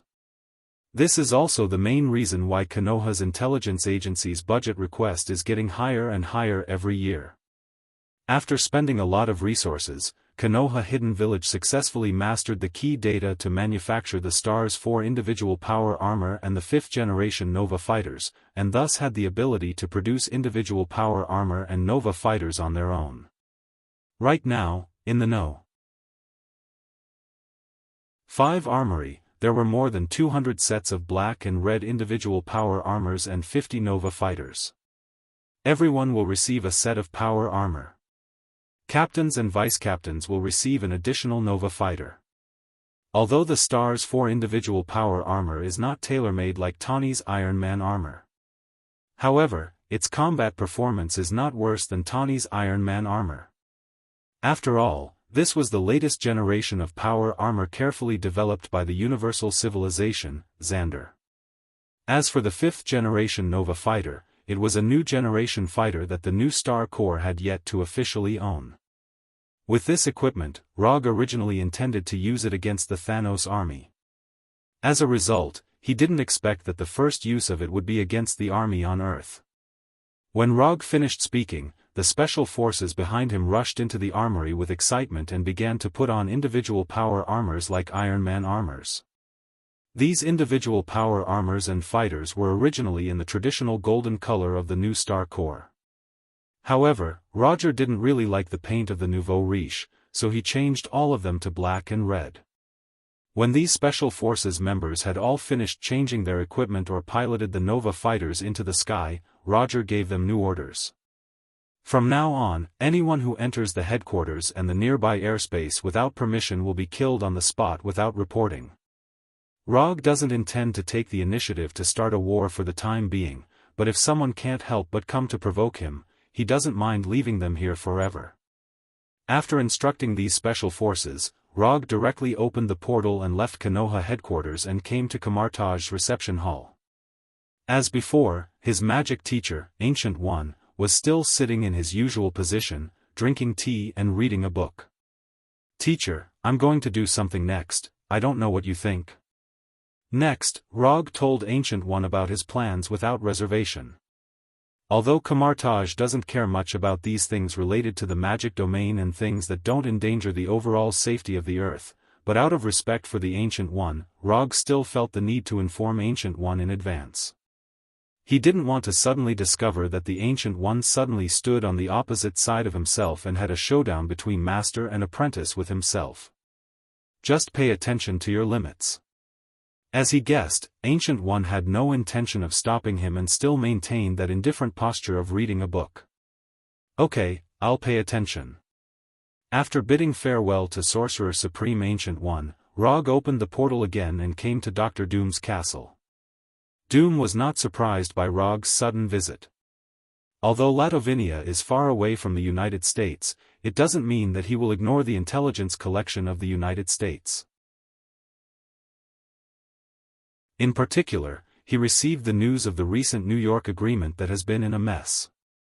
After more than half an hour of secret exploration in Doom's study, Rog once again opened the portal and went to the last destination.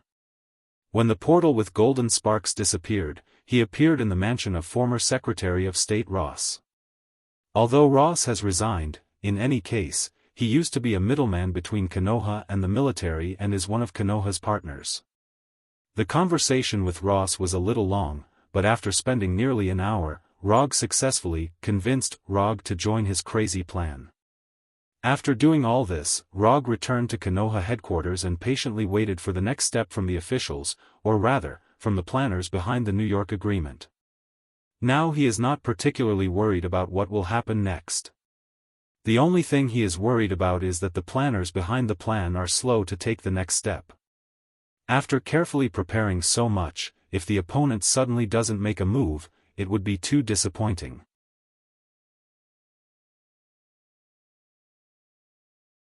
Chapter 541. While waiting for the government's next move, Rog practiced according to the established plan.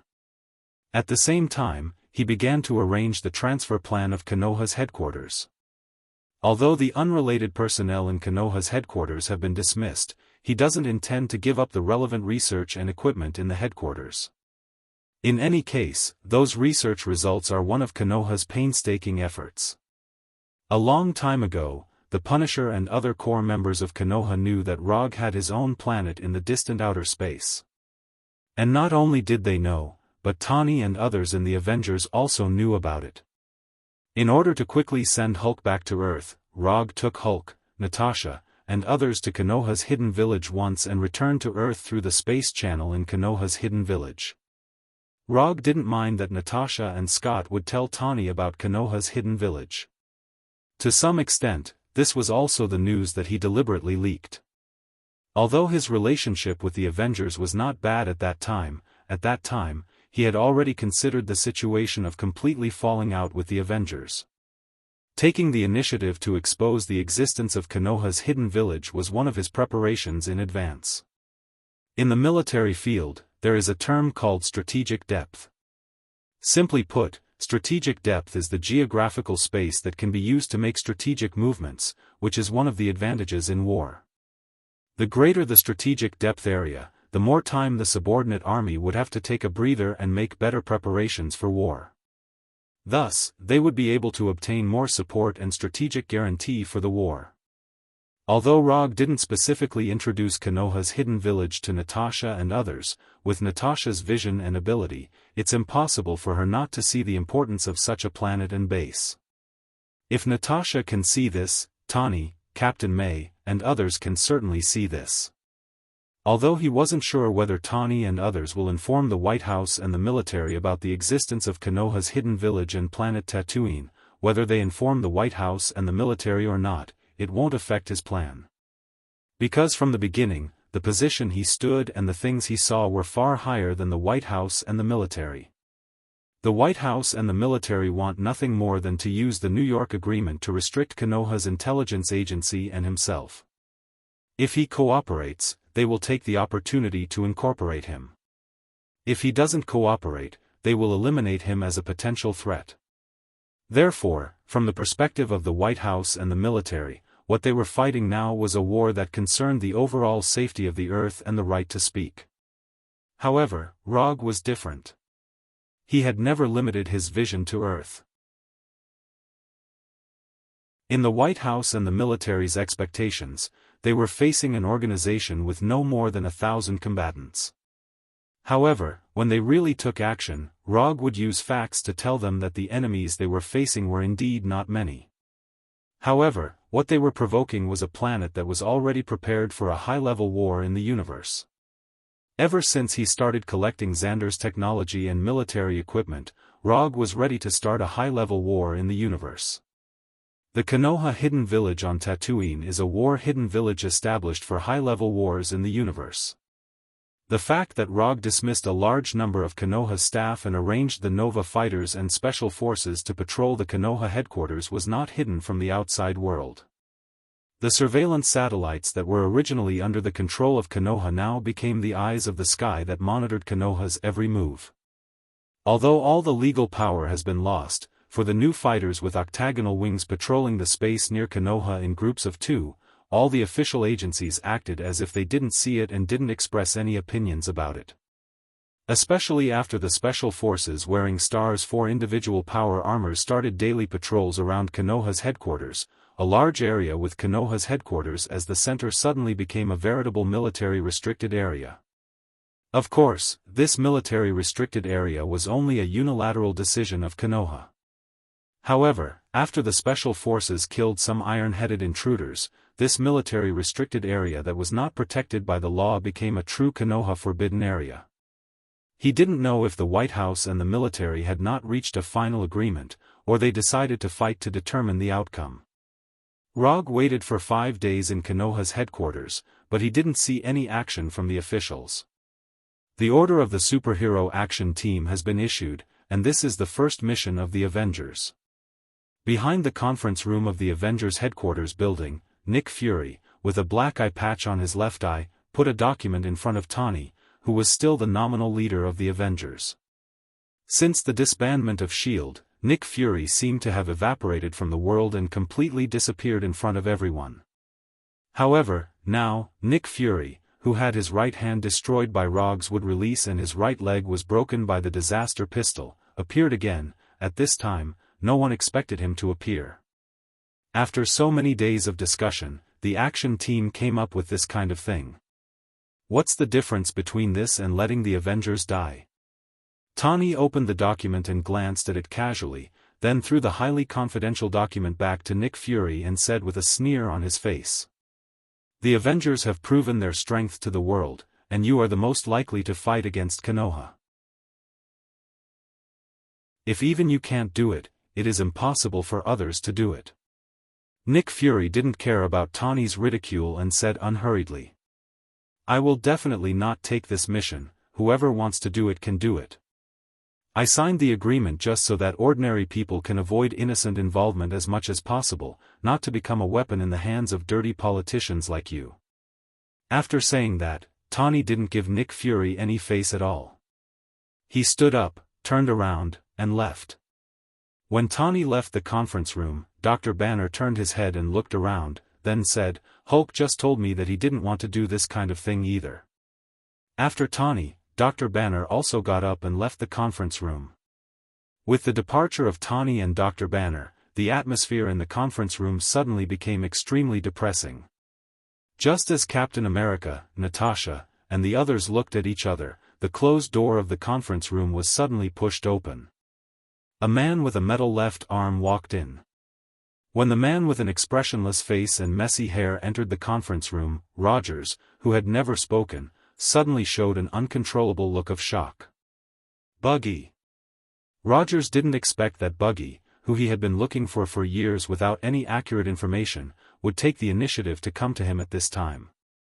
When S.H.I.E.L.D. was disbanded and Konoha hunted down the remnants of Hydra all over the world, Rogers knew that his former friend Buggy had become a sharp knife of Hydra and became a ruthless killer codenamed Winter Soldier.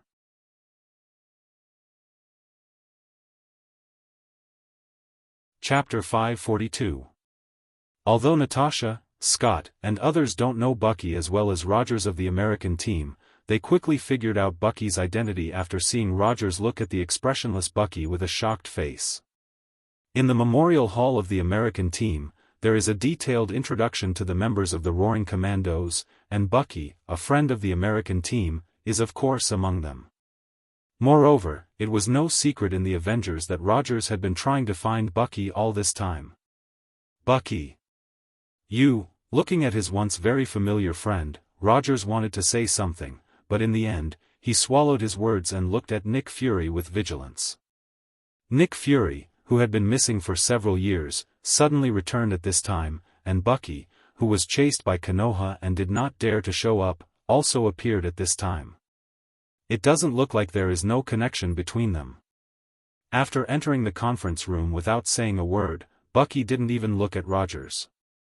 He went straight to Nick Fury and stood behind him like a guard. In addition to Bucky, there is also a thin man who Natasha and others have no impression of entering the reception room at this time. This is a man with black curly hair. From the outside, the thin man who followed Bucky into the conference room looks like an overindulged rich second generation. If Rog was present, he would recognize the identity of this man at a glance. The man behind Bucky was none other than Maximus, the Inhuman that he had returned to Daisy's mother, Jianghu. Let me introduce you, this is Captain Bucky Barnes of the U.S. Army Special Operations Team, or you are more familiar with his previous code name in Hydra, Winter Soldier. Nick Fury glanced at the American team with his normal right eye, and then continued, the one next to Bucky is Mr. Maximus of the Superhero Action Team. He is one of the drafters of the New York Agreement and the liaison between the White House and the city of Attilan. Nick Fury didn't explain to Natasha and Rogers what the city of Attilan is, but he is sure that Natasha and others know what the city of Attilan is.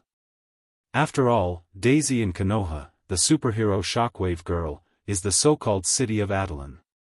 Although the Alliance didn't directly confront Konoha before, this doesn't mean that they will ignore the intelligence collection of Konoha's core members. Through the information collected from Daisy, Rogers, and the others knew that there was a race called mutants in this world. Furthermore, during the period when superpowered criminals were emerging one after another, the Avengers had dealt with some nasty incidents caused by Inhumans. Although they knew what kind of existence the Inhumans were, they had never heard of the existence of the Inhuman city of Attilan. What do you mean by this? Are you planning to use them to force us to take orders from the operation team? Unlike Rogers, who was in a complicated mood, Natasha remained calm at this time. Since the disbandment of S.H.I.E.L.D., they, like Rog, have completely lost news of Nick Fury. Although they don't know what Nick Fury has been through in the past few years and how he got mixed up with a former Hydra member like Winter Soldier Bucky. However, after seeing Nick Fury, who used to be S.H.I.E.L.D.'s director, with Hydra's killer Barge, Natasha and Hawkeye Barton and other former S.H.I.E.L.D. agents instinctively felt uncomfortable. Nick Fury's approach, in their view, was a betrayal. They can accept that Nick Fury has completely become an ordinary person, but they can't accept that he got mixed up with Hydra, S.H.I.E.L.D.'s nemesis. As for Bucky's so-called identity as a captain of the U.S. Army Special Operations Team, they don't even believe a word of it. This kind of identity, even if used to fool children, seems a bit clumsy. No, I'm not forcing you, I just want you to know that as long as we work together, we can eliminate Konoha's intelligence agency headed by Rog and return the world to the order it should have. Although Nick Fury had a righteous look on his face, for some reason, when he said this, Natasha and others had a feeling that he had been completely brainwashed by Hydra. Return the world to the order it should have? It sounds good, but I'm afraid that when the time comes, it will not be the original order, but the order that belongs to Hydra. Sorry, I still can't accept working with someone who used to be a Hydra killer. After that, Natasha also got up and left the conference room, not giving Nick Fury a chance to continue.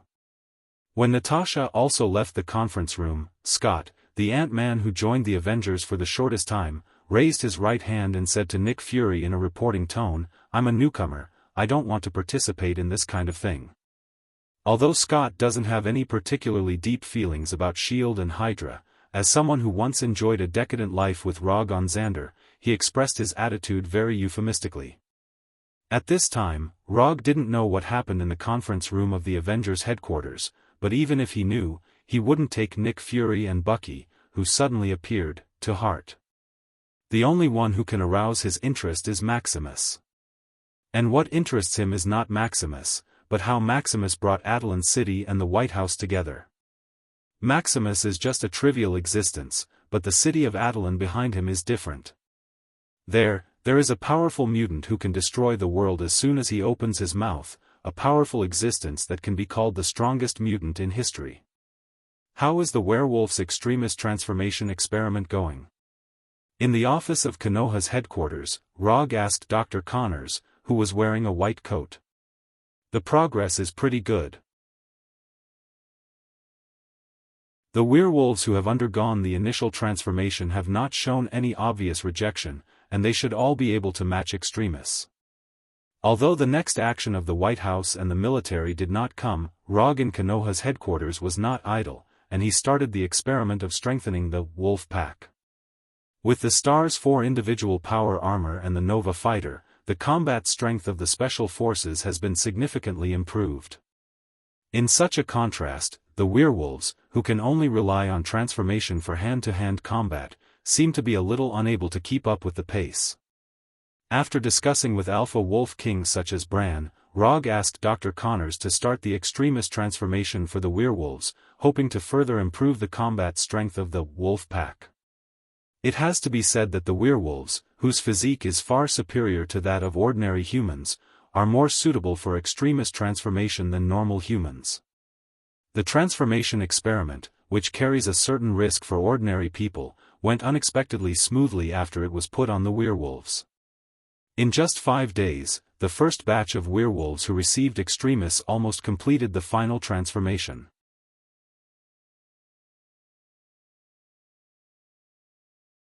Chapter 543. After listening to Dr. Connor's report, Rog was planning to go to his private training room for daily self-improvement training. However, just as he was about to use quantum transmission to go to the training room, his cell phone suddenly rang. What was displayed on the screen of the phone was an unfamiliar number that he had never seen before. After pressing the connect button, he heard a familiar voice. "Are you free to meet recently? I think we need to have a good chat." The person who called was none other than Tani. "Is it official or private?" Although his personal relationship with Tani was not bad before, in this sensitive period, he needed to determine what identity Tani was going to meet him with. If Tani was using the identity of a member of the Avengers, then sorry, he didn't want to meet any potential enemies who signed the New York Agreement. Of course, if Tani was just asking to meet as a friend, then he didn't mind having a good chat with Tani. Because if he didn't know, this might be the last time they met as friends. Of course it's private. I'm not so low as to be a dog for those dirty bitch politicians. Although Tani tried very hard to control his tone, Rog could hear that Tani was very upset. "I'm free at any time. You can set the time and place. Then now, in my wine cellar, you can come directly." After that, Tani hung up the phone, not giving Rog time to speak. Although he didn't know what Tani wanted to talk to him about, his tone and the place he arranged were enough for Rog to guess some things. After recalling the appearance of the wine cellar in Tani's New York mansion, Rog put on the ring and began to draw circles out of thin air. Not long after, a golden portal with a diameter of nearly 2 meters appeared in front of him. After arriving at Tani's wine cellar, Rog saw Tani's unhappy face and the bottle in his hand. Rog couldn't identify the year, but he knew at a glance that it was a top-grade whiskey that had been collected for many years. "A piece of ice, thank you." A long time ago, Rog had the idea of stealing Tani's hidden wine. Unfortunately, he never found a suitable opportunity. But today, he saw the hope of fulfilling his wish. "This bottle is mine. Pick whatever you want to drink." Tani directly refused Rog's request to add ice. He opened the wine cork and poured himself a glass. "That's what you said." After glancing at Tani's personal liquor cabinet, Rog took out a bottle of Macallan 64 single malt whiskey. He had seen Macallan of this vintage once before at Sotheby's. If he remembered correctly, the price at the auction seemed to be $460,000. After pouring himself a glass and adding a piece of ice according to his habit, Rog took a sip and seriously felt the taste of the bottle of Macallan. Then he slowly said, "Go ahead, what do you want to talk about? Take a look at this first." Tawny handed him a translucent custom-made tablet. On the screen was a surveillance image. To be precise, it was a surveillance video in the conference room of the Avengers headquarters. After watching the video at double speed, Rog shrugged with a smile and put the computer on the solid wood table. Your behavior, if placed in a time of war, is a typical act of treason. Are you not afraid that they will find trouble with you afterward? After hearing Rog's slightly joking voice, Tawny said in a disdainful tone, "I'm Tawny Stark." After a pause for a few seconds, he continued, "What do you think of the guy named Maximus? I asked Friday to hack into the team's server and get some interesting information. I'll ask Friday to send it to Sunday later. I've told you many times, her name is not Sunday, it's Hinata. Besides, Sunday is now dead." "Dead? What did you do to her?" "You did what you did to the illusionist." Tawny, who was holding the glass, was taken aback for a moment. "I knew it wasn't that easy to get the illusion's computing matrix. What do you think, mechanical hardware is more reliable?" At this point, Tony revealed a proud expression that said, "I'm right, aren't I? Let me correct you, I'm not a mechanical enthusiast like you. Compared to the cold mechanical creations, I prefer carbon-based creatures." After that, Rog took out his mobile phone from his jacket pocket, selected a photo from the album, and handed the phone to Tawny. Looking at the mobile phone handed over by Rog, Tawny frowned slightly. "What's wrong? Your obsessive-compulsive disorder is acting up again. You're the one with obsessive-compulsive disorder." As soon as the voice fell, Tawny took the phone and looked at the photo on the mobile phone. If it weren't for the conversation between mechanical creations and carbon-based life, Tawny's first reaction after seeing the photo on the mobile phone would definitely be that Rog was hooking up with a female college student again. Looking at the photo of Hinata, who had the same eyes as Rog, Tawny frowned even more. Android. Although Tawny didn't know what Rog did, from the previous conversation, it was easy for him to infer the truth. "You're already so old, yet you're still imitating young people to take couple photos. Shameless." Tawny turned on his vicious tongue. "You don't understand, more contact with the opposite sex is good for maintaining a young mentality and vitality."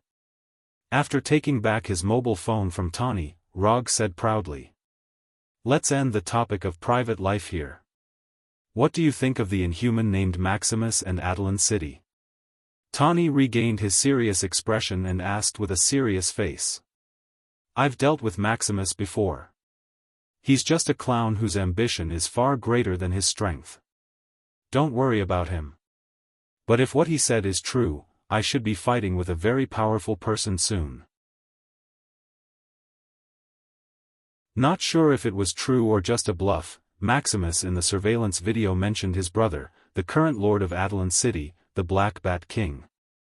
According to Maximus, the Black Bat King would fully support them and personally solve the difficult problem of Rog.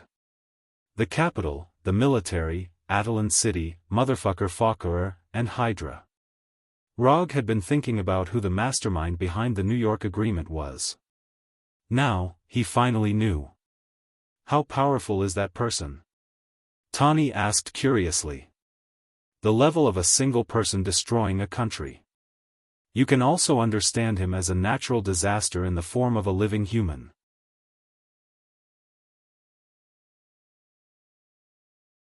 Chapter 544.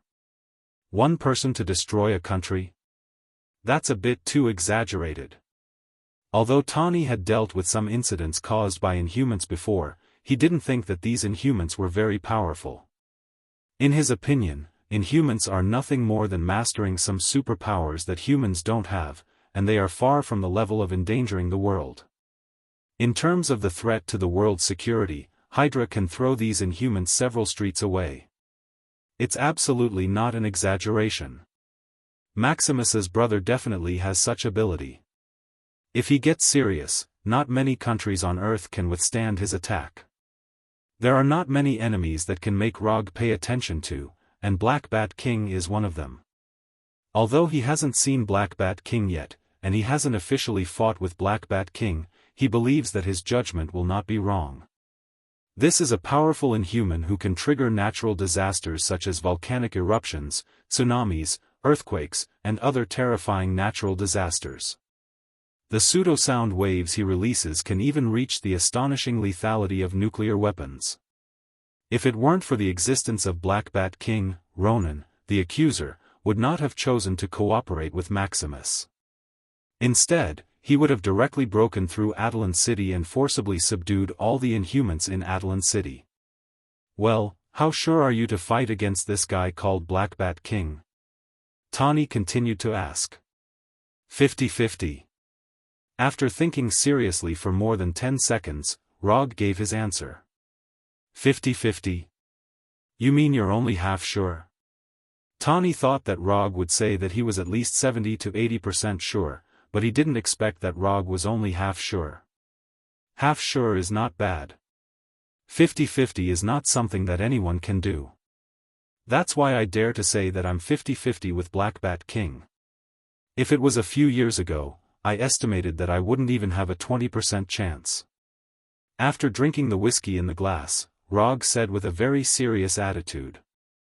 Although he was serious enough now, Tawny didn't know why, but he always felt that he was hinting at something. Then be careful. Anyway, the information I got now is that those guys in the White House don't intend to let you be arrogant anymore. Your Konoha has gone too far before. Although Tawny wasn't particularly worried about Rog's safety, he still reminded Rog to prevent Rog from being careless. Don't worry, I won't joke around with my life. After knowing that the Attilan City players and Hydra were behind the New York Agreement, he already knew what kind of blow he would face next.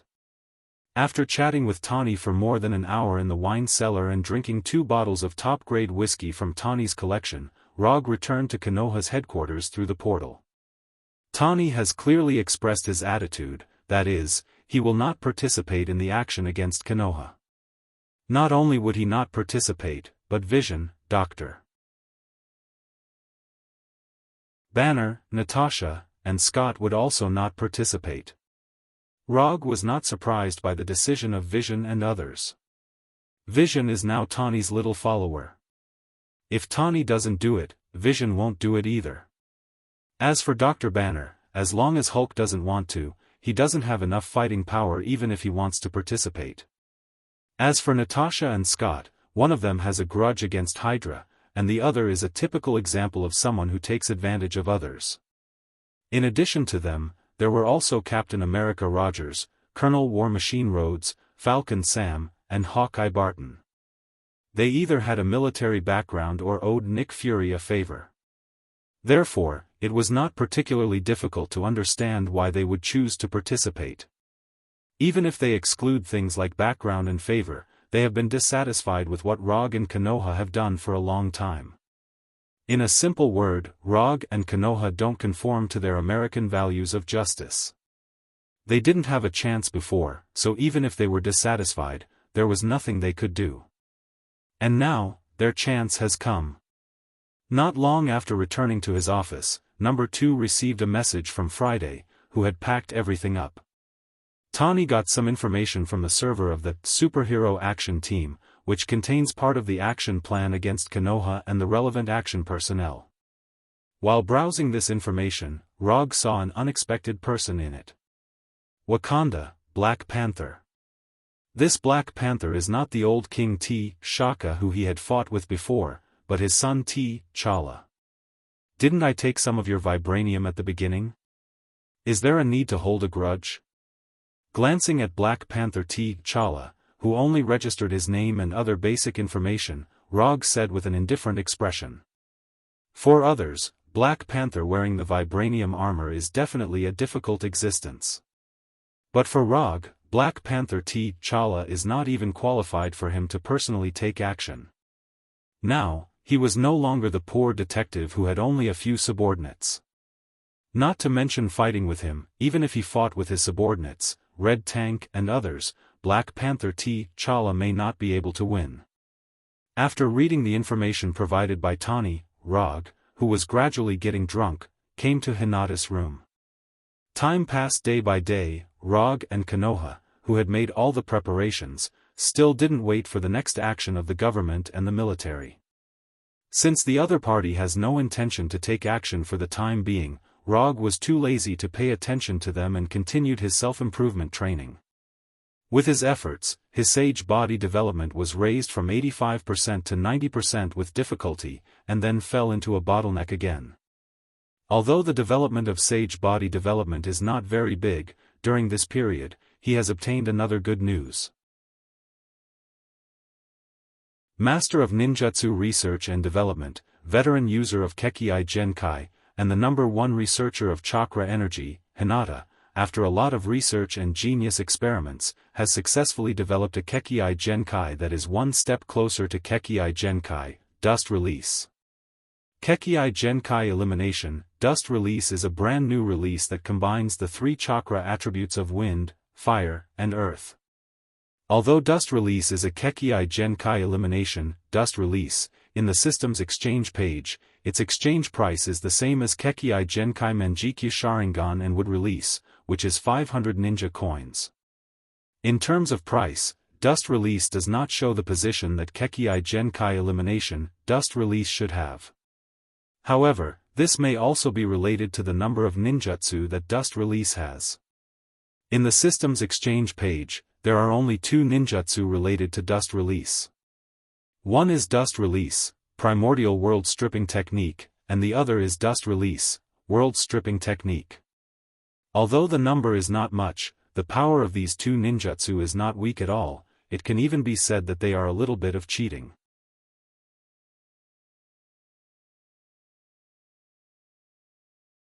Chapter 545. It decomposes the target into an atomic state, causing the target to be instantly annihilated, and causing a large-scale explosion effect. As the signature technique of the Rock Village's Tsuchikage, Dust Release has proven its powerful attack power through practical cases. Even the Forest Sea made by Wood Release and Susanoo made by Manjikyu Sharingan couldn't resist the unreasonable decomposition ability of Dust Release. The battle between Inoki, the 3rd Tsuchikage of the Rock Village, and Madara is a good proof of this. The attack power is powerful, the casting speed is fast, and the attack range is long, and the shape of the barrier can be changed according to one's preferences.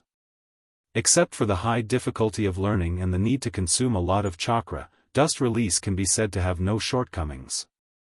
After Hinata successfully developed the Kekkei Genkai, Dust Release, Rog decisively suspended the development of the Sage Body and focused on Dust Release.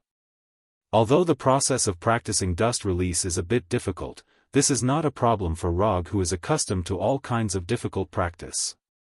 Just as he was trying to master this powerful Kekkei Genkai as soon as possible, he once again suffered a blow from Hinata. Compared to him who was slow to progress, Hinata proved with facts what a real genius ninja is. As a result, a scene that made Rog somewhat helpless appeared. In the past, he taught Hinata how to practice ninjutsu. Now, it was Hinata who taught him how to practice Dust Release. She used to be a pure and innocent female student, but now she had become a mature female teacher. Before Rog even completed the fusion of the 3 elements of chakra, Hinata had already successfully mastered the detachment of the original World Jutsu and the detachment of the World Jutsu. I don't want to be the 4th Hokage, I don't deserve it. The more he compared himself with Hinata, the more Rog felt that his talent was garbage. Although he was a bit miserable, he still tried to persist. After all, a mature female teacher also has a unique flavor. Time passed day by day, and unknowingly, more than half a month has passed since Rog and Tani's meeting in the wine warehouse. In this more than half a month, Rog and the others didn't step out of Konoha, as if they were completely isolated from the world. To a certain extent, they were indeed isolated from the world. After moving all the research results and research equipment from the Konoha headquarters to the Konoha hidden village on Tatooine, the Konoha headquarters became an empty shell. Rog, Hinata, and the others moved to Konoha's hidden village, except for those who were responsible for daily training. Even Bulin and the other werewolves moved to Konoha hidden village and became official villagers of Konoha.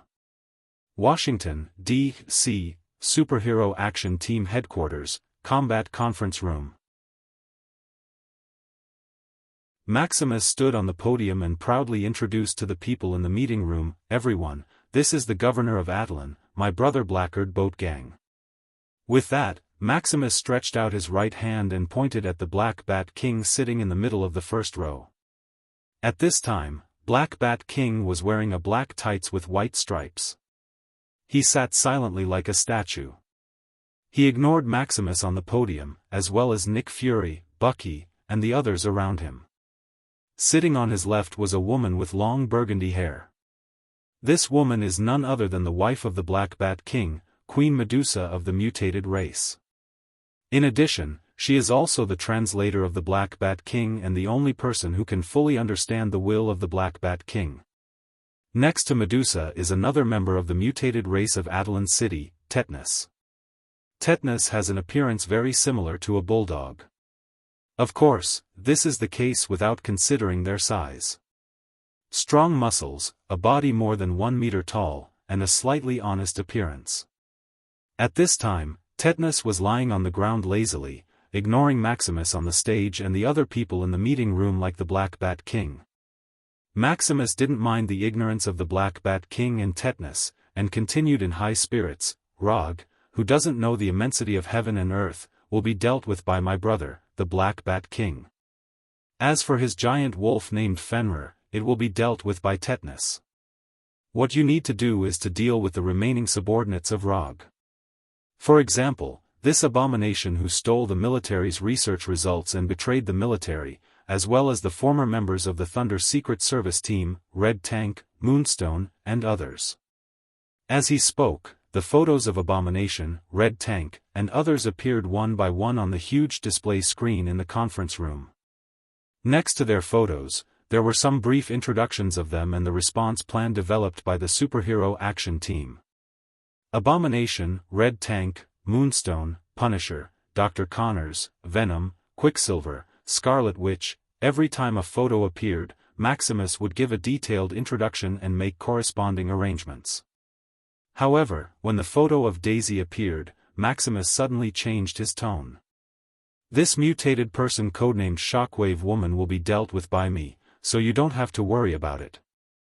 Unlike the information displayed when introducing others, the information about Daisy was so simple that only her name and ability were displayed.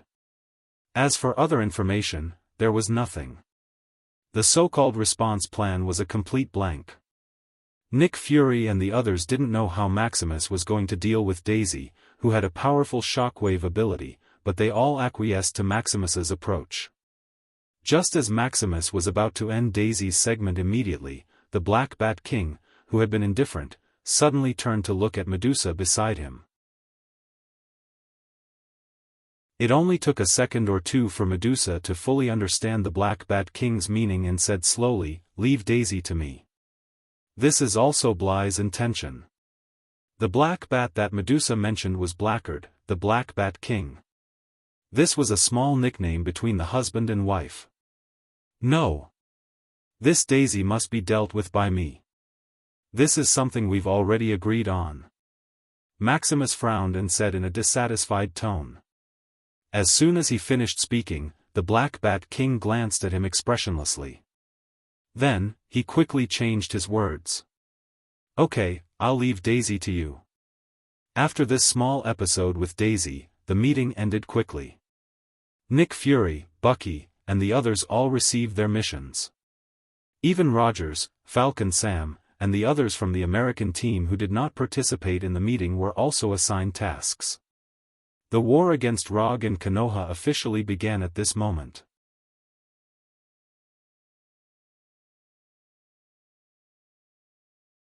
Chapter 546. Tatooine. Konoha Hidden Village. Naruto Training Room. On the metal-made wall, there were holes of various sizes, round or square, deep or shallow. Under the careful teaching of Hinata, Rogue finally mastered the only two ninjutsu of Dust Release. Dust Release, detachment of the primitive world jutsu, and Dust Release, boundary detachment jutsu. When he once again constructed a transparent cylindrical barrier between his hands, Artificial Intelligence No. 3, who was in charge of the operation of Konoha Hidden Village, sent him the latest news from Konoha's intelligence agency headquarters. Through the remote monitoring equipment on the Golden Jack, the real-time monitoring screen of the blocks near Konoha's intelligence agency appeared in front of Rogue. After releasing the detachment of the primitive world jutsu in his hand, leaving a hole with a diameter of 20 centimeters and a depth of 30 centimeters on the metal wall, Rogue calmed down the chakra running at top speed in his body. Are they finally going to do it? In the monitoring screen, Rogue can clearly see that UA soldiers in camouflage uniforms are quickly evacuating the crowd. In addition to these UA soldiers in camouflage uniforms, Rogue also saw a group of Special Forces members in black combat uniforms among them. If he is not mistaken, these Special Forces members should be the Special Forces of the Avengers. Although Tawny, Natasha, and others refused to participate in the operation, Rogers, Falcon Sam, and others still led the Special Forces to Washington and came to the vicinity of Konoha's intelligence agency. Inform all the Special Forces members in the headquarters to return to the village. In addition, let all troops be ready for Level 1 combat, especially the Molten Wolf Pack. When the portal opens, the whole army will set off. The Molten Wolf Pack is a combat force formed by werewolves who have been transformed by extremists. In order to distinguish the Wolf Pack formed by ordinary werewolves, Rogue gave them a new name. Molten Wolf Pack. The name is a bit ordinary, but the combat effectiveness of this unit is not weak at all. Werewolves are dark creatures that are extremely good at close combat. After being strengthened and transformed by extremists, the strength of these werewolves has also been terrifyingly improved. However, because of time and the stock of extremists, Rogue did not allow all the werewolves to be transformed. He only selected 120 people from among them, forming a group of 6 people, to form 20 combat teams. There were 164 members of the Special Forces, 156 members of the Wolf Pack, 120 members of the Molten Wolf Pack, and 72 members of the Dark Group. In addition to Rogue, Hinata, and other core members of Konoha, these 512 people are all of Konoha's combat personnel.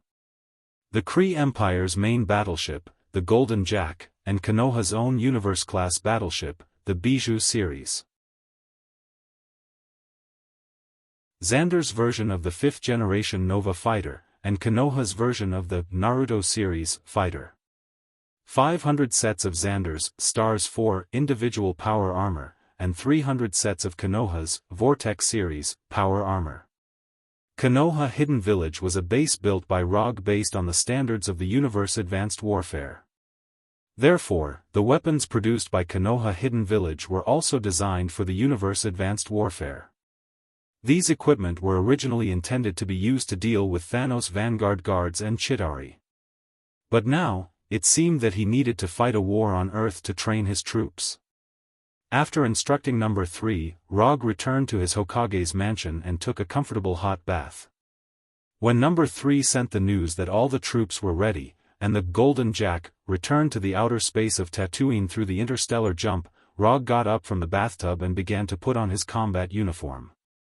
The armor made by the Dwarf King Aitsue must be worn, and the Yondaime Hokage's white Haori certainly can't be left behind. The Kusanagi sword, disaster pistol, thunder round fan, and other weapons were also summoned by him one by one. When leaving the room, Kuroto considered whether to bring the Gem of Reality from the Taiwa Treasure Hall.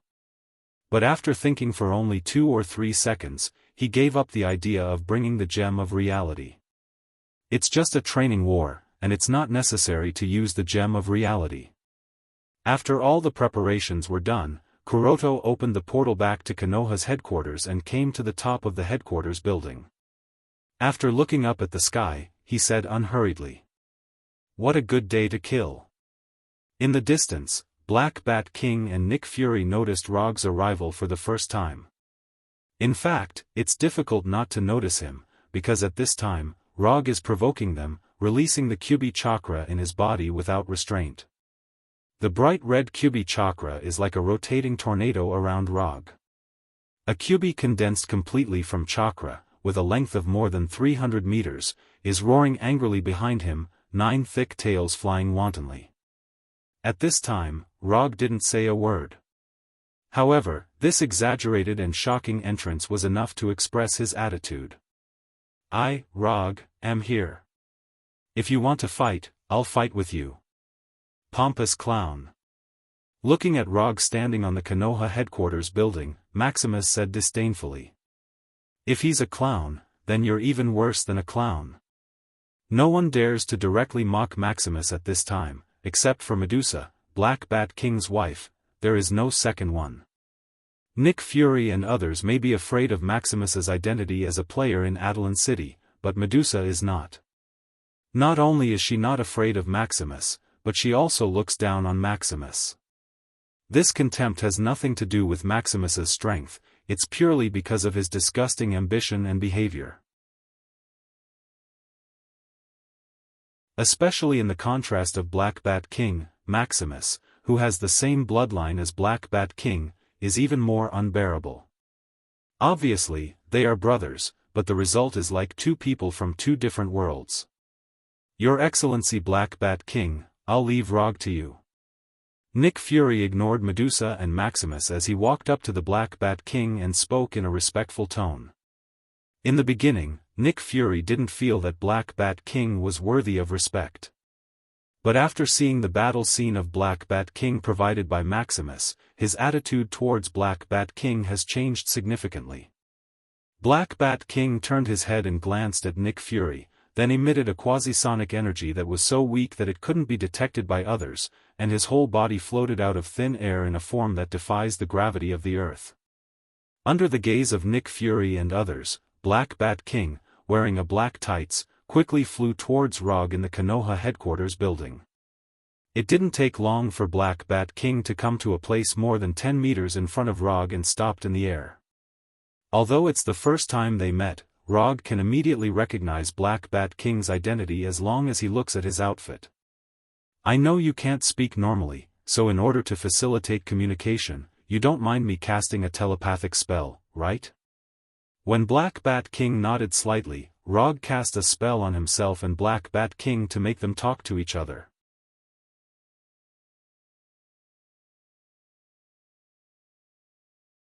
Chapter 547. I have a question. As far as I know, your relationship with your brother, Maximus, is not very good. You are not a person with a strong sense of justice. Why did you choose to be with them? This is not in line with your character. When the telepathic connection was established, Rog asked a question that had been troubling him for a long time. "I am here. It has nothing to do with them. I have no interest in the so-called New York Agreement. The reason why I came is purely because of you." After saying, in his heart, Black Bat King raised his right hand and pointed at Rog. "Because of me? If I remember correctly, this should be the first time we met. I don't quite understand what you mean. Luo Nan, and Thanos." When Black Bat King finished speaking, Rog smiled helplessly. He had been thinking about why Black Bat King chose to stand with the White House and the military. He didn't expect that it was Luo Nan and Thanos who made Black Bat King make this decision. Black Bat King's meaning was obvious. He wanted to have a head-on battle with Rog to see how strong Rog was. Rog was not surprised by Black Bat King's idea. Simply put, Black Bat King's hands were itchy. As a veteran game player, Rog didn't think that there was anything wrong with Black Bat King's idea. This was the same as a player who wanted to play solo with other players in the King rank after advancing to the King rank. It was a very common idea. Men would have this competitive mentality to prove that they were stronger than other men. To some extent, this was a biological instinct imprinted in men's DNA. Men who didn't have this competitive mentality had been eliminated in the long history of biological evolution. So that's the case. I don't mind fighting with you, but before we start, I have to deal with those guys on the opposite side. Black Bat King wanted to see what kind of strength Rog had, and Rog happened to have the same idea. But as he said, before he started the contest with Black Bat King, he had to deal with those ambitious guys on the opposite side. I'll give you half an hour. Black Bat King slowly said, in his heart.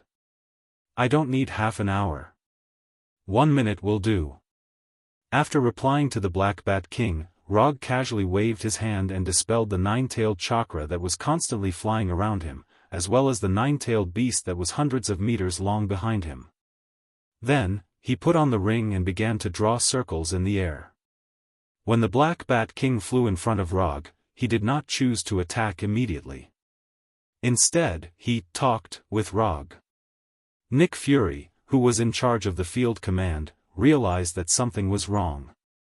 When Rog dispelled the nine-tailed beast behind him that possessed true battle strength but was only used to show off his strength, the uneasiness in Nick Fury's heart became more and more obvious. As a former top agent, Nick Fury trusted his intuition very much. In his past career as a special agent, his intuition had saved his life more than once, allowing him to survive many certain-death situations. What's wrong? Is there something wrong? After being ridiculed by Medusa, Maximus decisively chose to stay away from Medusa and came to Nick Fury's side. After seeing Nick Fury's expression become more and more serious, he silently asked. Are you sure your brother, the Black Bat King, agreed to help us deal with Rog? Nick Fury, who frowned, did not look at Maximus, and asked in a serious tone. Of course I'm sure, this was proposed by my brother. After hearing the words, proposed, from Maximus, Nick Fury knew that this time, they miscalculated again. After suppressing the dissatisfaction in his heart, Nick Fury turned his head to look at Maximus and said word by word, do you know why you can't compare to your brother? It's not because your awakened superpowers are different, but because you are a brainless idiot. Nick Fury snarled the word idiot. If it weren't for the fact that killing his own people before the war would affect morale, Nick Fury couldn't wait to shoot Maximus in the head now. Under the watchful eyes of the public, being called an idiot in public was undoubtedly a slap in the face for Maximus, who cares about self-esteem very much. No, not just a slap in the face, but it was equivalent to stepping on his face with his foot and rubbing it against the ground repeatedly, and finally spitting on his face. What are you doing? Just as Maximus was about to ask Nick Fury what he meant, for huge, circular portals with golden sparks appeared over the Konoha headquarters. These were 4 huge portals with a diameter of hundreds of meters. Through the portal, a slightly gray sky could be seen. However, what really attracted the attention of Nick Fury and others was not the sky behind the portal, but the 4 cosmic battleships that were not made on Earth at first glance. Under the gaze of Nick Fury and others, the 4 huge cosmic battleships passed through the portal and came to the sky above the Konoha headquarters. Rog's Konoha forces appeared. When the Golden Jack lined up with the 3 Bijou series battleships, and the giant cannons of the battleships were shining with various lights, Rog's voice was transmitted to the ears of everyone present through sound transmission magic. Aren't you afraid of Konoha's power? Aren't you worried that Konoha's power can't be controlled by you?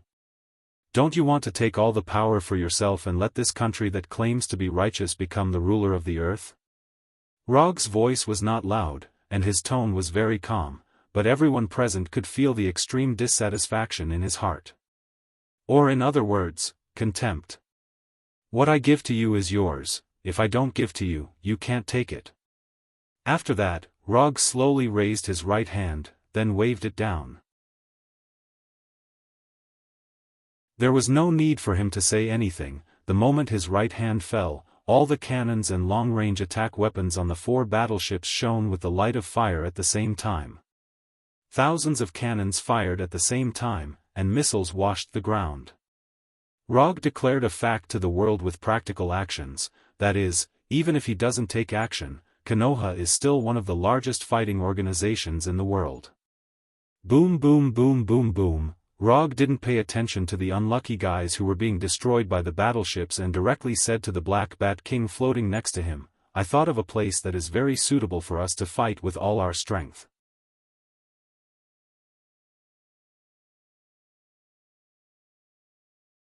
Chapter 548. Earth, Antarctica. In the depths of the Antarctic continent that has not melted for thousands of years, a piece of frozen land with a range of several kilometers appeared, as if a piece of it had been dug out of thin air, revealing the original appearance of the Earth. The two humans displayed speeds that exceeded the limits of what human vision could capture. They ran at top speed on this land that had been covered in ice and snow for countless years. Behind them and around them, craters of various sizes were left. Some were caused by collisions, and some were caused by explosions. The people who are fighting at this time are none other than Rog and the Black Bat King. Half an hour ago, after teleporting Konoha's army from Tatooine to the sky above Konoha's headquarters, Rog and the Black Bat King came through the portal to this ice and snow land that not many people have set foot on, and started the battle between them. Earth release, Earth wall. With the surge of chakra, a 7 or 8 meter high earth wall was quickly formed on the frozen ground that was as hard as steel, blocking the path of the Black Bat King behind him. However, the earth wall, which was enough to withstand the attack of artillery shells, was instantly shattered by the quasi-sonic attack launched by the Black Bat King at the moment it was formed, turning into fist-sized gravel. In the flying gravel, the Black Bat King, like a real bat, avoided all the gravel and continued to fly towards Rog at top speed. In just a blink of an eye, the Black Bat King, wearing a black tights, came to a place more than 10 meters in front of Rog. Facing the incoming Black Bat King, Rog didn't panic. He raised his hands and condensed a transparent cylinder with a diameter of more than 10 centimeters between his hands. Dust release, primordial stripping technique. From the beginning, Rog didn't expect the earth wall to block the Black Bat King. The only purpose of using the earth wall is to give himself an opportunity to use dust release. After the initial tentative fight, he has roughly figured out the fighting habits of the Black Bat King. Although the Black Bat King has mastered the powerful quasi-sonic attack, his most accustomed fighting method is to attack in short and medium range. The quasi-sonic ability awakened by the Black Bat King is not a sound wave, but an ability to collect electronic energy from the surrounding environment. By controlling these electronic energies, the Black Bat King could do all kinds of things, such as flying, strengthening himself, energy explosions, causing earthquakes, tsunamis, or volcanic eruptions. In the beginning, Black Bat King did consider using a large-scale attack to defeat Rog. However, after discovering that large-scale attacks could not cause fatal damage to Rog, who was extremely fast and had a body that was far stronger than that of humans on Earth, the Black Bat King decisively used the short to medium-range combat that he was best at. To put it simply, within a distance of no more than 20 to 30 meters, Rog had to be defeated in close combat or with a faster and more powerful sound wave attack. This piece of frozen earth that was exposed was the result of the Black Bat King's initial large-scale attack. Whoosh! The Black Bat King, who had just flown through the rain of stones, didn't have time to turn around before it was greeted by Rog's primordial stripping technique. The transparent cylindrical barrier in Rog's hand attacked the Black Bat King like an energy cannon, displaying a speed faster than a bullet. If he was facing other enemies now, then the primordial stripping technique he used would have almost a 90% chance of hitting the enemy. But it's a pity that the enemy he is facing now is the leader of the mutants, the Black Bat King, who is known as the strongest mutant. When the cylindrical barrier of the primordial stripping technique was about to hit him, the Black Bat King mobilized the majestic electronic energy in his body, which was no less than Rog's chakra, and instantly built 7 red or purple energy barriers in front of him. Boom! Rog's dust release, primordial stripping technique hit the energy barrier in front of the Black Bat King. Then, there was a huge explosion more terrifying than an intercontinental long-range missile.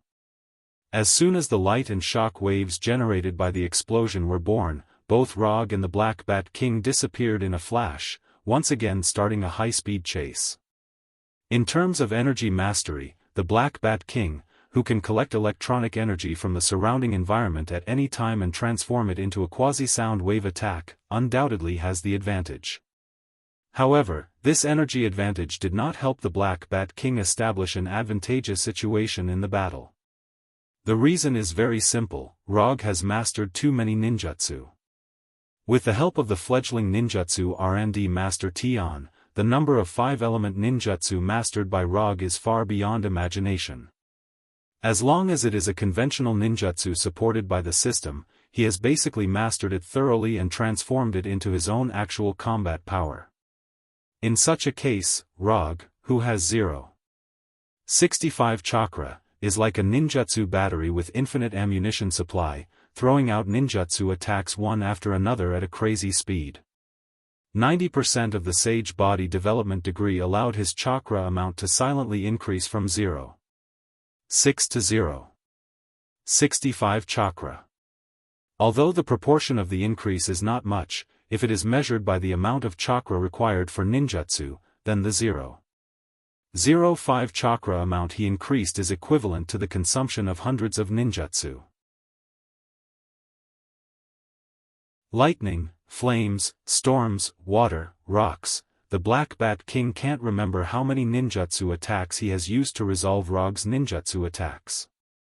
The only thing he can be sure of now is that Rog is a monster, a real monster. He had never thought that the humans on Earth would possess such astonishing strength. What was even more incomprehensible to him was how Rog had managed to grow from a relatively powerful Earthling to such a troublesome state in just a few years. As a mutant, a powerful mutant who was born in the royal family of Adelan City and possessed strength, speed, endurance, and reaction speed that far exceeded that of humans on Earth, the Black Bat King felt for the first time the limitless potential of humans on Earth. This made him even more determined to have a showdown with Log. A long time ago, the city of Adelan was moved from Earth to the Moon. It was also from then on that the mutants in Adelan City had an innate sense of pride towards the humans on Earth. In the view of the mutants of Adelan City, humans on Earth are a backward race in the evolution of life. This mentality is similar to how humans look at primates such as chimpanzees or baboons. Both were primates, but humans were the advanced animals that ruled Earth. Primates such as chimpanzees and baboons were ordinary animals in the wild or in zoos. In terms of origin, humans were no different from primates such as chimpanzees. The reason why humans ruled Earth instead of chimpanzees was that humans chose to walk upright and develop their brains during the evolution process. It was this seemingly insignificant change in the environment at the time that caused humans to have a completely different ending from other primates. Therefore, in the view of the mutants of Adelan City, their relationship with humans on Earth was similar to the relationship between humans and chimpanzees. Although the mutants and humans on Earth have not yet formed an insurmountable gap like humans and chimpanzees, as time passes, the mutants of Adelan City firmly believe that they will be the ultimate winner in the evolution of life. Many mutants of Adelan City had this idea. Although the Black Bat King did not look down on humans on Earth like the other mutants, he, who grew up in Adelan City, more or less accepted the idea that humans on Earth were inferior to mutants.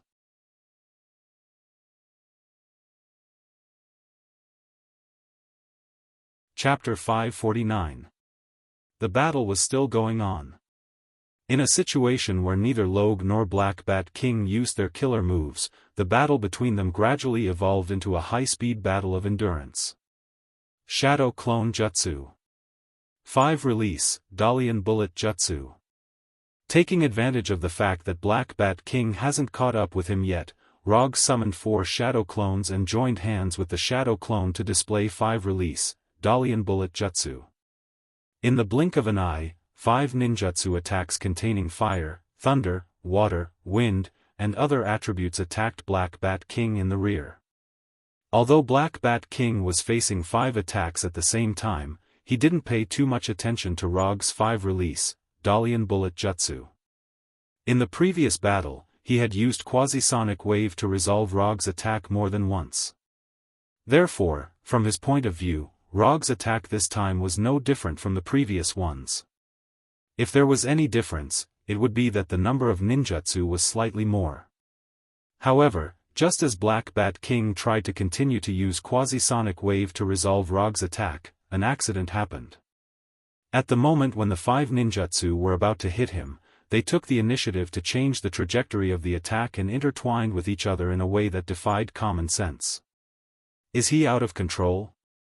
Seeing this scene, Black Bat King's first reaction was that Rog was out of control. But this thought just emerged and was thrown to the back of his mind. If Rog was really out of control so easily, then he wouldn't have been unable to defeat Rog until now. Without any hesitation, at the moment when Roger and the Shadow Clone's ninjutsu attacks intertwined with each other, the Black Bat King manipulated the electronic energy of the sound wave to construct a spherical barrier around himself that was invisible to the naked eye but had amazing defensive power, completely wrapping himself in 360 degrees without any blind spots. Black Bat King's intuition is very keen.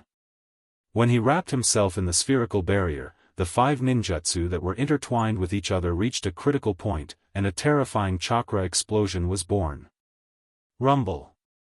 This was an amazing explosion like a small nuclear bomb explosion. A mushroom cloud mixed with lightning, flame, whirlwind, and other natural phenomena rose straight into the sky. The chakra storm and shock wave with 5 attributes swept around like a tsunami, leaving a huge explosion crater with a diameter of more than 100 meters on the already devastated Antarctic tundra.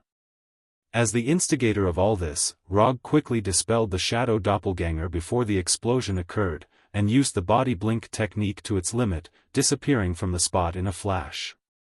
The power of 5 release, Dalian Bullet Jutsu. But it is still somewhat unrealistic to defeat Black Bat King. However, Rog did not expect the 5 escape, Dalian Bullet technique to be able to deal with the Black Bat King. Before the power of the explosion completely dissipated, he once again used the dust escape that he had just mastered not long ago. Dust Release, Origin Original Jutsu. Unlike the peel of the original realm technique he had used earlier, this time, he created a huge conical transparent barrier with a diameter of 10 meters. The spherical barrier that the Black Bat King used to protect himself was only about 3 meters in diameter.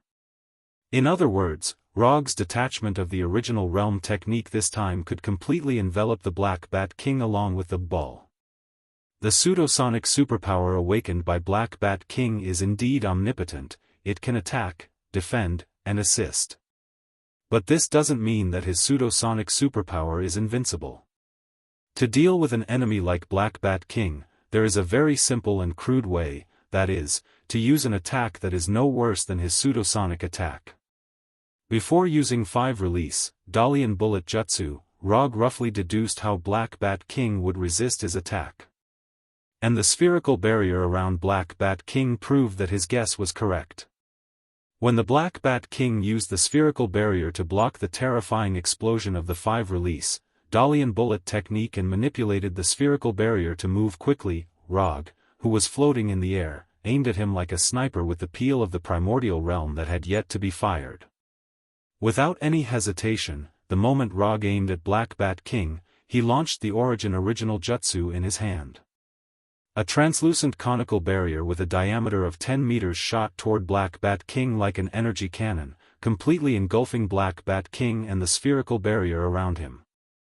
When the Origin Original Jutsu completely engulfed Black Bat King and the spherical barrier, Rog wanted to directly decompose the spherical barrier into an atomic state and then give the defenseless Black Bat King a fatal blow. However, the spherical barrier built by the pseudosonic electronic energy was more tenacious than he imagined. The Origin Original Jutsu did indeed decompose the spherical barrier protecting Black Bat King into an atomic state. However, only a part of the spherical barrier was decomposed. When he noticed that the spherical barrier was being decomposed by Rog's attack, Black Bat King did not hesitate and immediately mobilized the electronic energy in his body to quickly repair the damaged barrier. Rog did not intend to compete with Black Bat King in terms of energy. After confirming that the original jutsu could not decompose the spherical barrier in a short time, he decisively detonated the original jutsu. Boom! An explosion more terrifying than 5 release, Dalian bullet jutsu was born. Within the crater that had just appeared, a crater with a larger diameter appeared. The shock wave of the explosion caused a cobweb-like crack to appear on the 10,000-year-old frozen soil that had finally seen the light of day, and the earth shook violently with the explosion. Before the battle, Rog knew that Black Bat King would be a very difficult enemy. But he did not expect that Black Bat King would be so difficult to deal with. He once experienced this feeling on Thanos, whose physical body was so strong that it was like a cheat. Now, he experienced it again on Black Bat King, whose physical strength is far inferior to Thanos, but whose energy strength is far superior to Thanos. And what's more troublesome than Thanos is that Black Bat King's pseudo-sonic wave is like a super turtle shell that is strong and constantly regenerating. No matter how you attack it, this annoying turtle shell will grow again. Compared with the powerful defensive ability of the pseudosonic wave, the energy attacks or natural disasters caused by the pseudosonic wave are not so troublesome. At least for Rog, this is the case. Although somewhat reluctant, Rog had to admit at this time that conventional ninjutsu attacks can't defeat Black Bat King at all. Even Kekkei Genkai, Dust Release, can't quickly defeat Black Bat King in a short time. If he wants to defeat Black Bat King, whose physical strength is not very weak and whose energy strength is unimaginably high, he must use some less common attacks. After a helpless sigh, his 3-tomo Sharingan, which had already been opened, began to rotate wildly. Manjikyu Sharingan, open.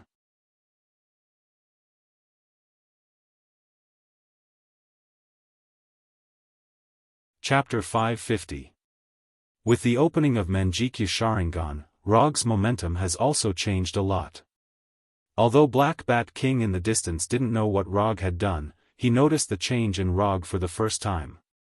That feeling was like being stared at by a hungry viper that had just come out of hibernation.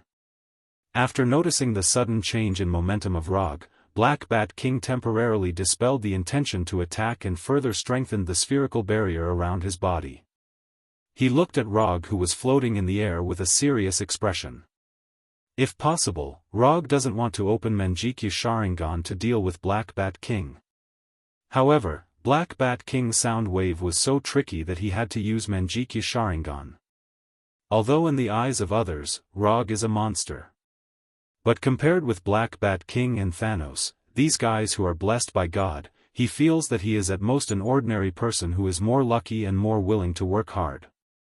Looking at Black Bat King and Thanos, you can know what is the peak. After opening Manjikyu Sharingan, Rog took a deep breath, and the chakra in his body began to run wildly. Susanoo. Since he has opened Manjikyu Sharingan, how can he not use Susanoo? Under the gaze of Black Bat King, the light blue chakra quickly materialized into a humanoid figure with a height of tens of meters, a giant wearing black Tengu armor and a katana in his right hand. Susanoo, fourth form. When he went to hell with Dr. Doom to fight Mephisto, Rog had already mastered the third form of Susanoo and obtained the Tatsuka sword and Yada no Kagami with a limited number of uses. The development of Sage mode has led to the improvement of chakra, and the improvement of chakra has led to the further strengthening of Susanoo. Although Rog didn't make a special training plan for his Susanoo like before, his Susanoo still successfully broke through the third form of the upper body and reached the fourth form of the complete body. After the fourth form, its body size would become larger, its attack power and defense power would reach the peak, it would have wings and the ability to fly, and it would have the complete form of the true Susanoo. At that time, Rog's Mangekyo Sharingan can be said to have reached its peak. When the several tens of meters tall Susanoo appeared, Black Bat King's complexion became extremely dignified.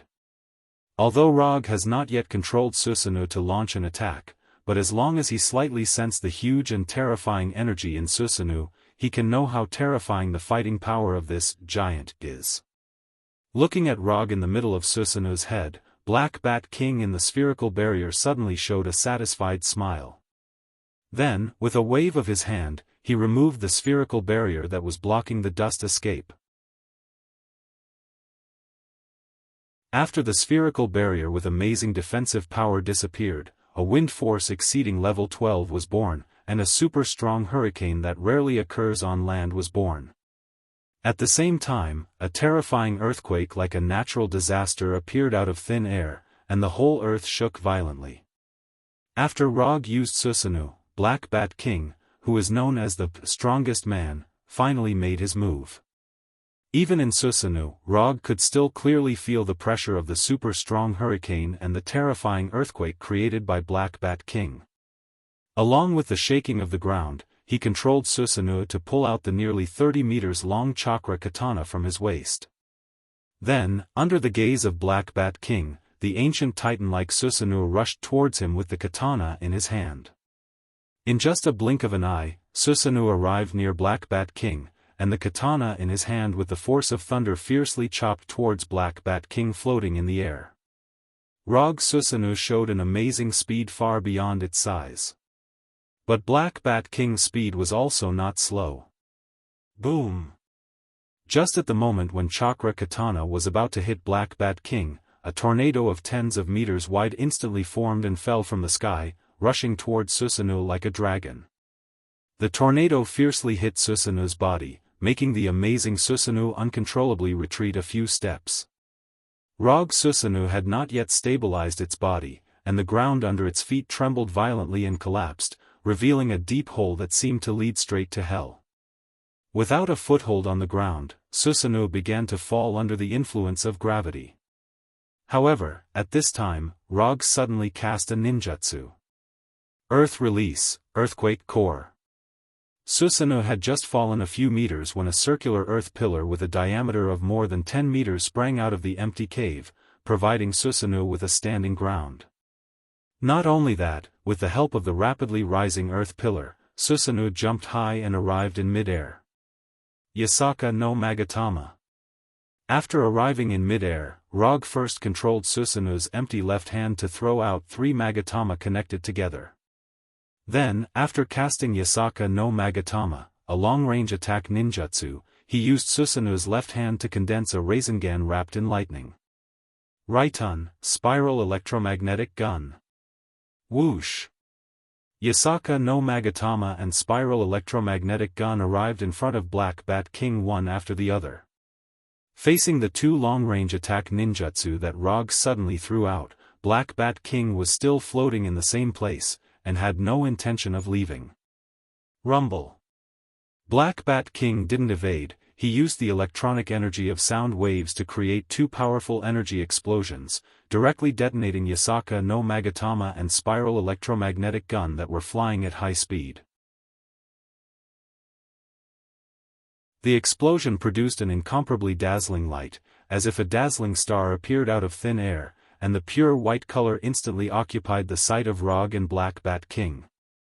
In addition to this dazzling white light, the shock wave generated by the explosion also directly blew away the super strong hurricane created by Black Bat King, making the roaring hurricane come to an abrupt end. The only thing that didn't change was that the earth was still shaking, and the shaking was even more terrifying. The terrifying explosion came and went as quickly as it came. After only 2 or 3 seconds, the vision caused by the explosion quickly dissipated. However, just as the original color of the world returned, Black Bat King saw the huge chakra in Susanoo's hand. How is this possible? Looking at the chakra that was less than a meter away from him, Black Bat King was shocked and immediately wanted to open his mouth to speak. Black Bat King's idea was beautiful, but Rog wouldn't give him such an opportunity. It wasn't easy to create the current advantage, and Rog wouldn't let Black Bat King continue to release pseudo-sound waves. The chakra katana, which doesn't focus on sharpness, slashed the waist of the Black Bat King and sent him flying like a baseball.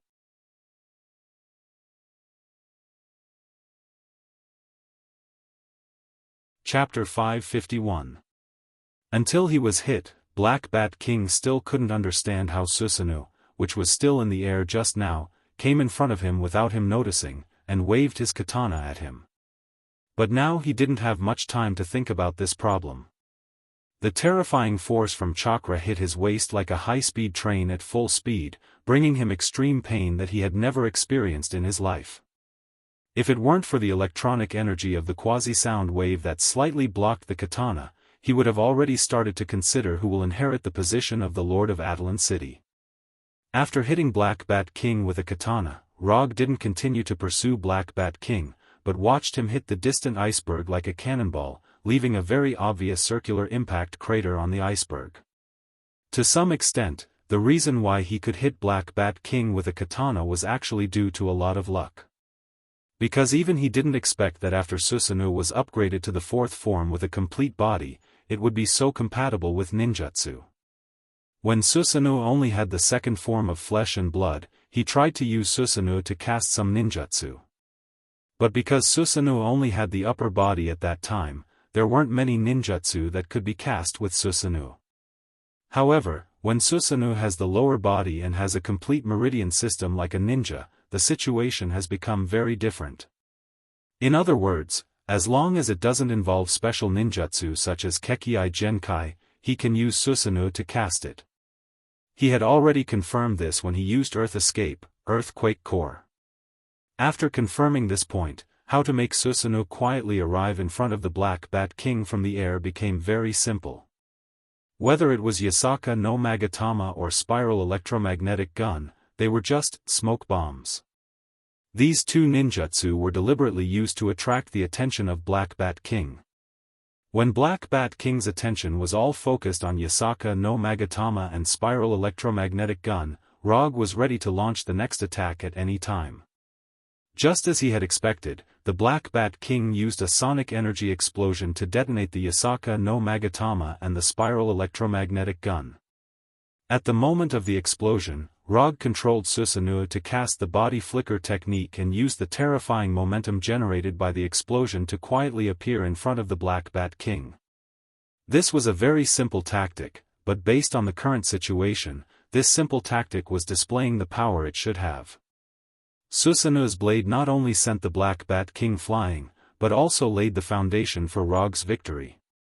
Flying Thor. Through the blade just now, Rog successfully left the Flying Thor on the Black Bat King. This was also the reason why he did not continue to pursue the Black Bat King. This was because he no longer had to chase after the Black Bat King. Under Rog's gaze, the Black Bat King, who had crashed into the ice mountain, floated up again. His left hand pressed on his waist that was cut, and his right hand wiped the blood from the corner of his mouth. If it weren't for the release of the quasi-sonic wave as soon as he made a sound, the Black Bat King really wanted to praise Rog at this time. Since he mastered the quasi-sonic wave's superpower, this was the first time he suffered an attack that almost took his life directly. This was a near-death experience that he had never experienced before, and the way he looked at Rog became a little strange.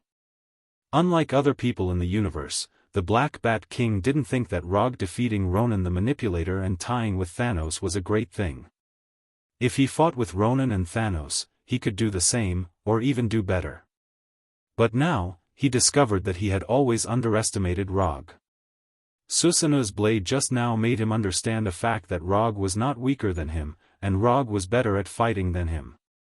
The Black Bat King, who was floating in the air, did not immediately launch a counterattack, and stop the hurricane and earthquake caused by the quasi-sonic wave, no longer wasting the electronic energy in his body. The shaking earth began to calm down, and Rog also controlled Susanoo to put away the katana in his hand. Then, he let Susanoo extend his right hand and hooked his finger at the Black Bat King in the distance. "Come here." The Black Bat King knew very well what Susanoo's gesture meant, but even if Rog didn't let Susanoo make this provocative gesture, he still wouldn't have the intention to escape or leave. Running away with his tail between his legs after being beaten up was not his style. Compared with the practice of a gentleman taking revenge 10 years later, he preferred to take revenge on the spot. The Black Bat King's surroundings flashed with a gorgeous light visible to the naked eye. Under the entanglement of these gorgeous lights, the Black Bat King flew toward Rog like a meteor cutting through the sky.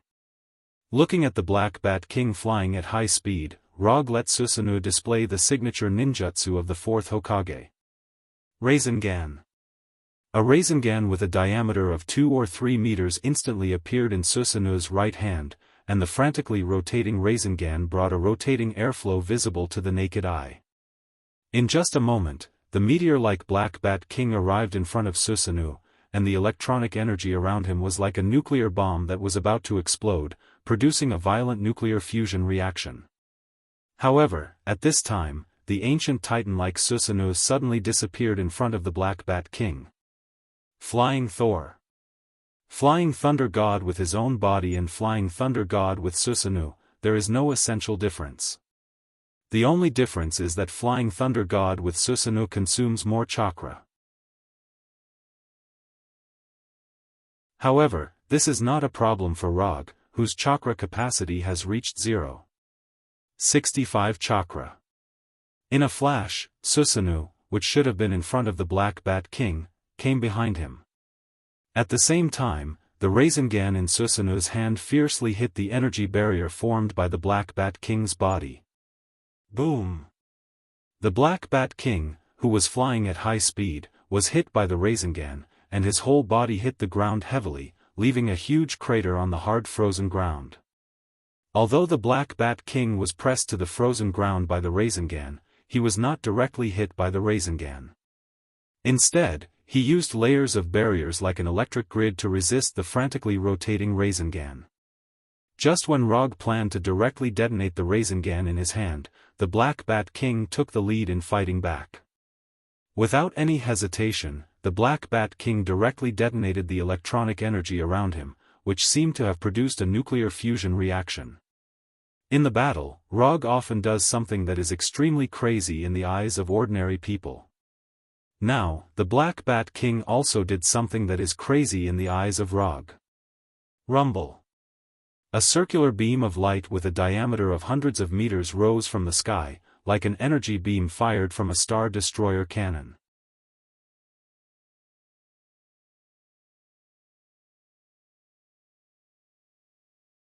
Chapter 552. The blood-red energy beam connected the earth and the sky like a giant pillar, directly passing through the atmosphere and reaching outer space. Rog didn't expect that the Black Bat King would choose this kind of bleeding tactic that would harm the enemy by 1,000 and himself by 800. Using himself as bait, he lured him to launch a melee attack. Then, together with himself, he was exposed to the impact of the powerful electron energy. Rog wouldn't be surprised if this kind of tactic was used by an enemy with amazing physical strength like Thanos. But now, it was the Black Bat King, whose physical body was not particularly strong, who used this tactic. Under the impact of the terrifying electron energy, the armor on Susanoo's body began to shatter inch by inch, and the huge body began to show signs of gradually collapsing. Without the protection of Susanoo, Rog really didn't dare to use his own body to resist the counterattack of the Black Bat King, and he would definitely choose to leave the attack range of the energy beam in the first place. But now, he has no intention of leaving at all. Isn't it just an injury for an injury? Rog, who has the sage body, doesn't think that his ability to withstand injuries will be weaker than that of the Black Bat King. More importantly, the Black Bat King, who triggered the energy impact, was now pressed to the ground by Susanoo. At the moment when the energy beam erupted, the Rasengan in Susanoo's hand was detonated by the impact of the electron energy. But this was not a problem for Rog at all. While using Susanoo to resist the electron energy impact, he raised his Susanoo, which had begun to crack, and condensed a super jade Rasengan with a diameter of tens of meters. Since you want to play, then I will play with you to the end.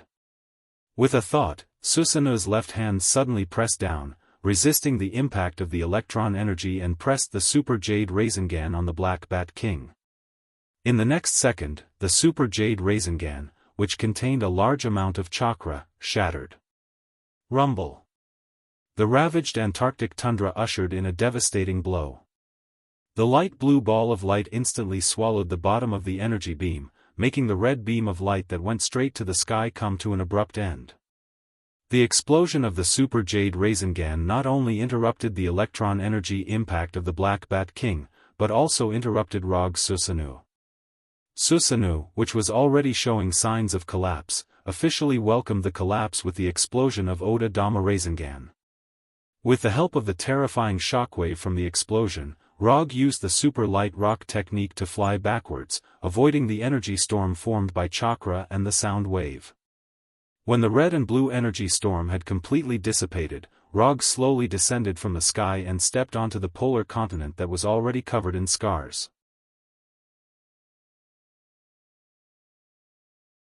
When Rog landed on the ground, the Black Bat King, who was hit by the Rasengan and Odama Rasengan, slowly walked out of the huge explosion pit.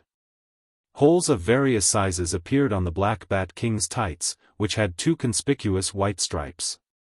The small fork-shaped antenna on his head that he had been wearing since he was a child had also disappeared.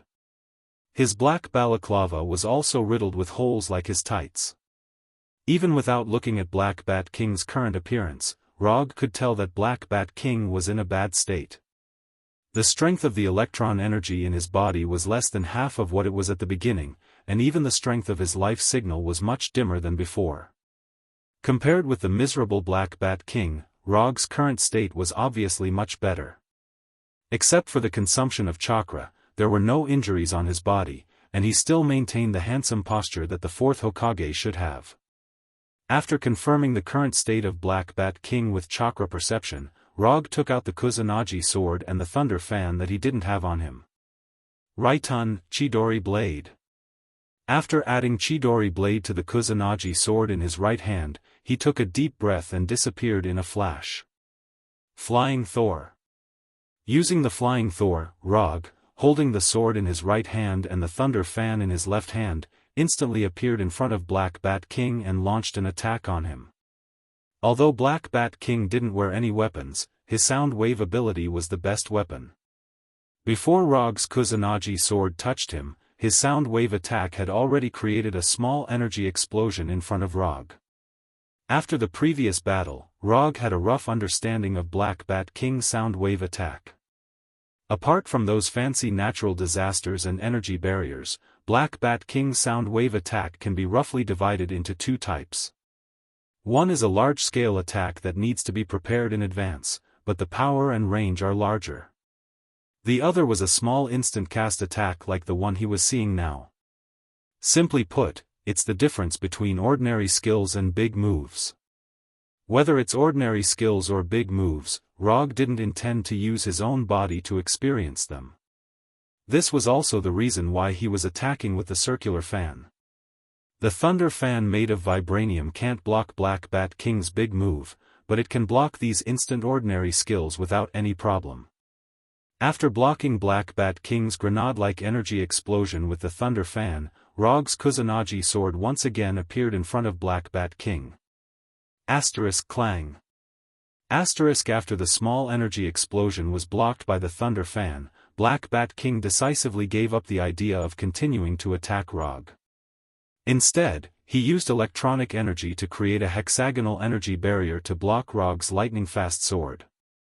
Black Bat King didn't have much combat experience, but that didn't mean he wasn't good at close combat. It wasn't wrong to use a shield-sized energy barrier to block Rog's sword, but he had overlooked a very important issue. That is, in close combat, giving the initiative to Rog was an extremely unwise thing to do. The goddess of death, Hela, had a deep understanding of this. Rog didn't care at all that his Kusanagi sword was blocked. With a light twist of his left wrist, the thunder fan that he used as a shield turned into an offensive weapon in the blink of an eye. When Rog used the Kusanagi sword and the thunder fan to perform a different type of two-blade attack, Black Bat King finally understood how unwise it was to give the initiative to Rog. The Kusanagi sword was like a thunderstorm coming at him, not giving him any chance to breathe. Shield-sized energy barriers appeared one after another, and then were broken one after another. Even with his extraordinary dynamic vision, Black Bat King gradually couldn't keep up with Rog's attack rhythm. The silver-white Kusanagi sword and the thunder fan turned into afterimages in his eyes, attacking him from all angles. Black Bat King, who had excellent close combat skills and combat reflexes, was completely relying on his instincts and intuition to create energy barriers, blocking Rog's attacks as if he was gambling on luck. Although he had already used 120% of his focus to block Rog's two-blade attack, the Kusanagi sword and the thunder fan still left wounds on his body.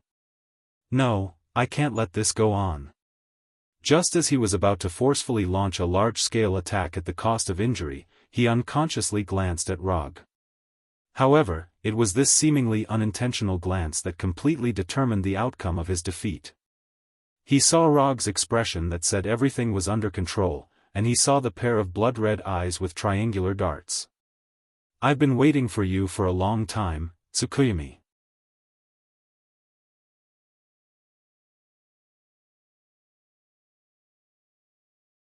Chapter 553. Once Tsukuyomi was used, the game was over. Ever since he mastered Tsukuyomi, Rog had never encountered an enemy that Tsukuyomi couldn't deal with. Be it enemies like Ronin and Hulk, who lean toward physical melee combat, or an all-round player like Death Goddess Hela, Tsukuyomi could bring the battle to a smooth end. The moment Black Bat King looked at him, Rog pulled him into the Tsukuyomi world he controlled. Unlike the previous few times, the Tsukuyomi world Rog constructed wasn't the dark and silent Crimson Moon world, but the moon's surface that Black Bat King was more familiar with. The blue earth replaced the Crimson Moon's position and hung high in the night sky. On the surface of the moon, which was only grayish-white soil and rocks, Black Bat King hung high on a huge cross carved from rock like the previous few experiencers. "This is a world under my control. You can speak in peace here. You don't have to worry about your voice releasing pseudo-sound waves." As Black Bat King sized up this strange world with a serious expression, Rog's voice suddenly sounded. Then, under his gaze, the shadows on the ground evolved into black crows that soared into the sky and finally condensed into Rog's appearance. "I didn't expect you to have such an ability. From the looks of it, Nick Fury and the others have never understood your true strength." Although it was Black Bat King's first time entering the Tsukuyomi world, he wasn't particularly unfamiliar with the mental world formed by illusions. In Atalan City, there were many mutants who had awakened their illusions. However, compared to Tsukuyomi, the worlds constructed by mutants with illusions were many times rougher. It's normal that they don't know. Including you, only 5 people have been to this world. This was the 4th time Rog had used Tsukuyomi in battle. However, when he used Tsukuyomi on Hulk, for some reason, Dr. Banner's consciousness was pulled into the Tsukuyomi world.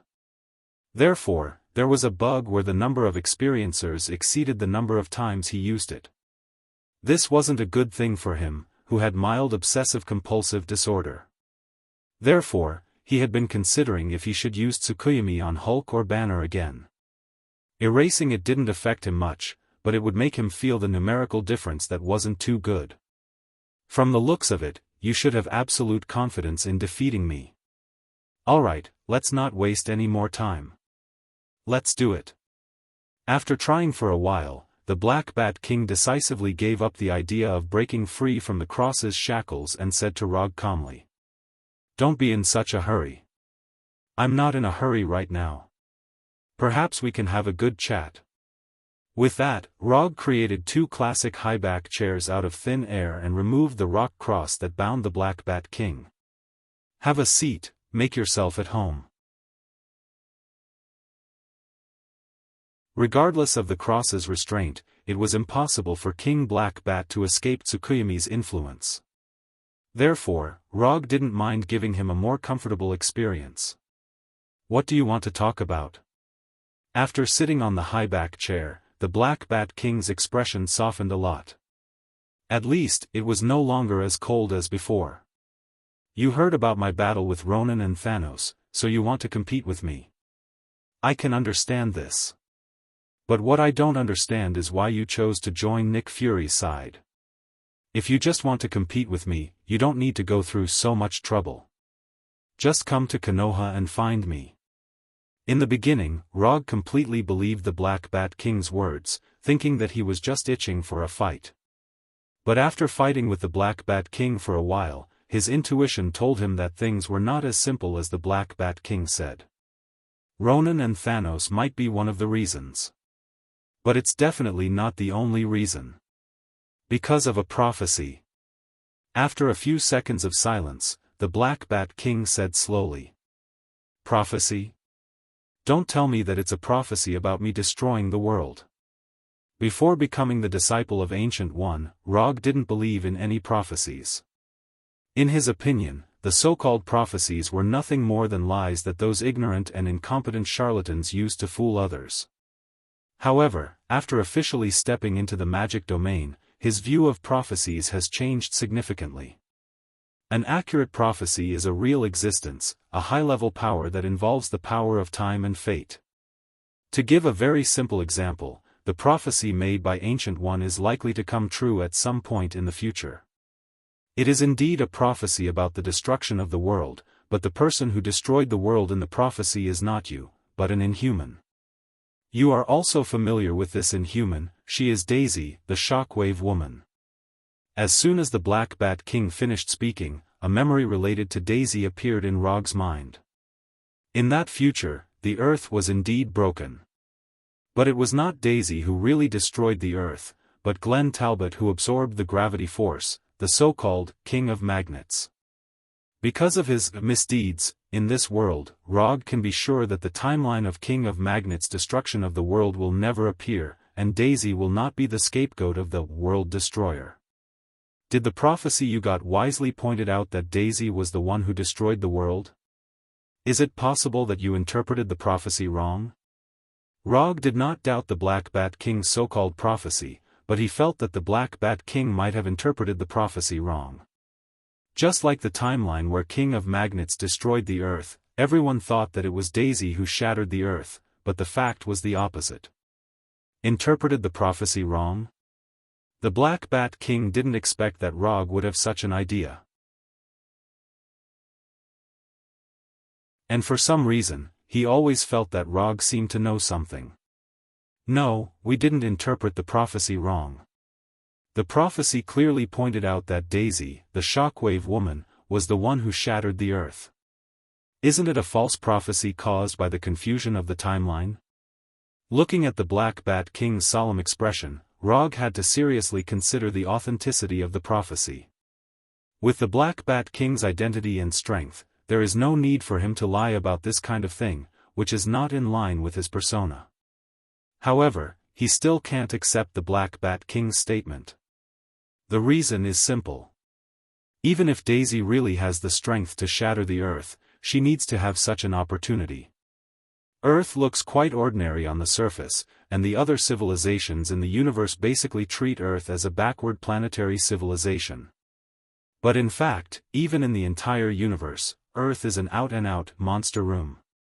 Those big shots who are reclusive on Earth will never let Daisy destroy the Earth. This has nothing to do with these reclusive big shots not maintaining world peace. It's purely because these big shots can't let others destroy their secluded home.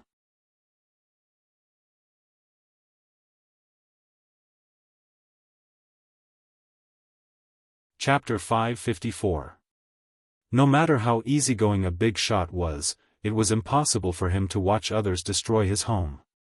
Looking at Rog, whose face was filled with disbelief, Black Bat King continued, I know this matter looks unbelievable, but so far, all the prophecies made by the prophet have been verified without exception. Whether the prophecy is accurate or not, we'll talk about this later. I want to know now. If I let you leave here, will you continue to fight me? Rog didn't continue to dwell on Black Bat King's prophecy and asked about his plans after leaving this place. If Black Bat King still planned to fight him, he didn't mind letting Black Bat King experience the horror of Tsukuyomi. Even if he didn't kill Black Bat King, he had to at least let him feel the power of Tsukuyomi and dispel the idea of continuing to be his enemy. As long as Black Bat King withdrew from the battle, the remaining Nick Fury and the others were nothing to be afraid of. I'm not the kind of person who refuses to admit defeat. The situation is already very obvious. If I continue to fight, the one who loses will definitely be me. Attilan City will no longer interfere in your battle with the White House and the military. I will also bring Maximus back to Attilan City. You don't have to worry about him continuing to cause you trouble. The Black Bat King accepted his failure calmly. In that case, I don't think we need to stay here any longer. With that said, Rog stretched out his right hand and snapped his fingers. The Tsukuyami world, which had specially changed the environment for Black Bat King, quickly shattered like glass and finally dissipated completely. When his consciousness returned to his body, Black Bat King immediately calmed down the electronic energy that was boiling like boiling water and used his actions to prove his statement. While Black Bat King calmed down the electronic energy, Rog also put away the Kusanagi no Tsurugi sword and the rumbling thunder fan in his hand and threw them back into the psychic scroll. Then, he stretched out his right hand to Black Bat King and said with a smile, "Let me introduce myself again. My name is Rog, and I'm a ninja. Attilan City, Blackguard Bot." Black Bat King shook hands with Rog and introduced himself solemnly. Washington, D.C., Konoha Intelligence Agency Headquarters. When Rog used portal magic to bring Konoha's army from Tatooine, Nick Fury finally understood what it was like for those enemies to face S.H.I.E.L.D. agents whose equipment and force were in a completely different dimension. The 4 universe-level warships led by the Golden Jack occupied all the airspace without any suspense. When the 4 battleships appeared, the bombardment of cannon fire immediately let Nick Fury and the others see what a high-level battle in the universe was like. In just one round of artillery fire, Nick Fury's side lost a third of their men. And the following special forces and werewolves made them feel the insurmountable gap between them and Konoha. There was no need to mention the special forces that looked like steel soldiers in individual power armors. After all, Konoha's special forces were very good at fighting. Nick Fury and the military knew this for a long time. But they didn't expect that there would be a legendary werewolf in Konoha. Looking at the werewolves who had transformed into humanoid giant wolves, they suddenly had a strange feeling that the legend had suddenly become a reality. If these werewolves had exceeded their imagination, then those desperate werewolves who had been transformed by extremists and had lava-like cracks on their bodies made them experience what it meant to be a natural enemy. Konoha didn't dispatch many combatants, even with core members such as Punishers, it only had a little over 500. However, it was precisely these 500 people who had beaten Nick Fury and the others until they were unable to catch their breath. Judging from the number of people, Nick Fury, who represented the White House and the military, had an absolute advantage. But the result reflected on the battlefield was just the opposite. The Death Soldiers unit that Nick Fury had high hopes for was defeated by Konoha's special forces. The Winter Soldiers unit, which had been specially strengthened like Buggy, was also no match for Konoha's new Fire Wolf pack. Even Rogers, War Machine Colonel Rhodes, and the rest of the American team were forced to retreat. If it weren't for the fact that they all had decent equipment, they would have lined up to go to hell like those ordinary soldiers. In this one-sided battlefield, the one who fought the best was Medusa, the wife of the Black Bat King, and Tetanus. Tetanus, who had an amazing bite force and the ability to transmit telepathy, immediately stared at the giant wolf Fenrir, trying to determine the winner with this amazing demon wolf. However, things didn't develop as Tetanus expected. Although Fenrir had joined Konoha for a while, he had never shown his strength on Earth. So in the eyes of many people, Fenrir was nothing more than a relatively large wild wolf. But at this time, when Fenrir really showed his fighting stance, Nick Fury and others understood why Rog recruited a wolf into Konoha.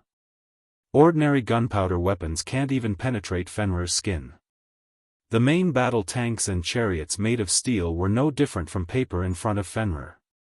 Except for the vibranium shield in the hands of the American team and Heibao wearing vibranium armor, others couldn't resist Fenrir's claws and fangs. Tetanus's canine teeth and vibranium spears could pierce Fenrir's skin. However, when they really cut Fenrir's skin, they found a more terrifying thing. The symbiotic body Xiaohei, who surpassed the Lord level, was on Fenrir at this time. The wounds they left on Fenrir were completely healed by Xiaohei in the blink of an eye, and not even a drop of blood flowed out. And after Xiaohei appeared, Fenrir's image began to change significantly. Two heads identical to Fenrir grew from the left and right shoulders, and a pair of feet grew from the ribs and abdomen. The giant wolf Fenrir turned into a three-headed eight-footed demon wolf in the blink of an eye. Xiaohei not only changed Fenrir's appearance, making him look more like a mythical monster, but also made his body get a terrifying increase. Strength, speed, endurance, resilience. With the help of Xiaohei, Fenrir seemed to have suddenly opened the gene lock and evolved into a higher level of life. After transforming into a three-headed, eight-footed demonic wolf, Fenrir fought against many alone. Not only did it suppress the combined attacks of Black Panther, Tetanus, and Black Panther, it also suppressed the Wakanda troops that Black Panther brought along. The monster that shook the earth, with an invincible posture, started his first battle after returning to the earth.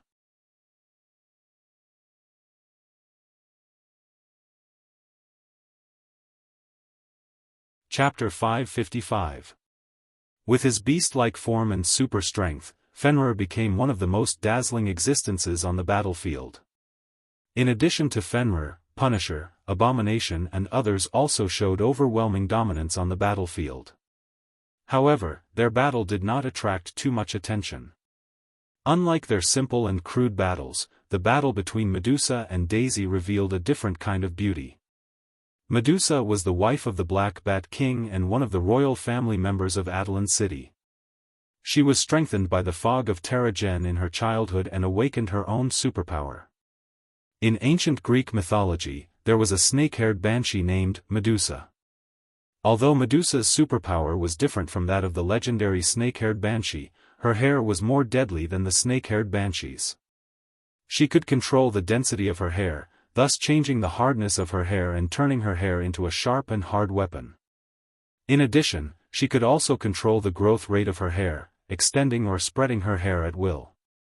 Through the control of her mind, she could drive her hair to attack or bind the target, and even if her hair was cut off, she could still use her mind to control the broken hair to attack or defend. On the surface, Medusa's hair superpower was not particularly powerful. However, when Medusa used her superpower in battle, the situation became very different. Daisy, who had the shockwave ability and superb melee skills, not only did she not have any advantage in a one-on-one battle with Medusa, but she was constantly forced into danger by Medusa. By changing the density of her hair and regularly fluctuating her extraordinary hair, Medusa seemed to have a shield that could change its size and direction at will, perfectly neutralizing the various shockwaves sent out by Daisy. Under her control, her hair showed the ability of a symbiotic body, transforming into a variety of cold weapons, constantly attacking Daisy. If it weren't for Daisy's melee fighting ability, she wouldn't have been able to resist Medusa's storm-like hair attack. When she just fell into a disadvantage, Quicksilver, Venom, and others tried to come up to help her. But he didn't know what Medusa said to Daisy, but Daisy refused the help of Quicksilver and others and insisted on a fair one-on-one battle. Although Quicksilver and others didn't understand Daisy's decision, they finally respected Daisy's decision and no longer intervened in the battle between the two of them. "Aren't you going to help her? She can't hold on much longer." On the roof of an inconspicuous building, Black Bat King spoke to Rog through telepathy. "Don't underestimate Daisy. She's one of the few people who have received my personal guidance." A few minutes ago, Rog and Black Bat returned to the vicinity of Konoha's headquarters. However, after returning, they did not intervene in the battle. Instead, they played the role of spectators. Is that so? However, I don't think that she will be a match for Medusa. The more injuries she suffers, the worse her condition will become. Defeat is only a matter of time. Black Bat King knew his wife Medusa's strength very well. Although Medusa is now suppressing Daisy, he can be 100% sure that the current Medusa has not exerted her full strength at all. If Medusa really attacked with all her strength, Daisy's body would not be left with a slight cut, but a serious injury of missing arms and legs.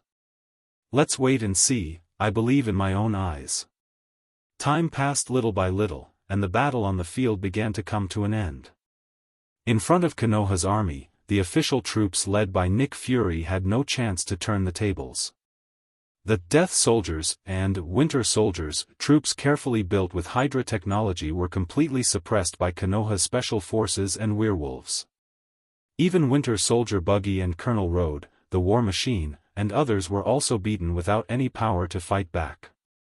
In terms of melee, Konoha's werewolves and Desperate Werewolves are a natural melee race. The melee skills and awareness that human warriors need to go through countless training are innate for these werewolves. In terms of equipment, the Special Forces are equipped with the Star's 4 individual power armor, which is the top armor developed by Xander for the new Star Corps. Except for the small number of people, Konoha's troops can be said to have crushed the official troops led by Nick Fury in all aspects. If Konoha still loses under such circumstances, Rogue will personally disband Konoha's troops and save them from continuing to disgrace themselves. It didn't take long for the official troops led by Nick Fury to usher in the final defeat. Except for the 3 members of the American team who were still tenaciously resisting Fenrir and Blackie, only the battle between Medusa and Daisy has not been decided yet. The Wakanda troops brought by the Black Panther only lasted for a short few minutes in front of Fenrir, who had transformed into a 3-headed 8-footed magic wolf, before all of them went to report to the Black Panther god they believed in, Bast.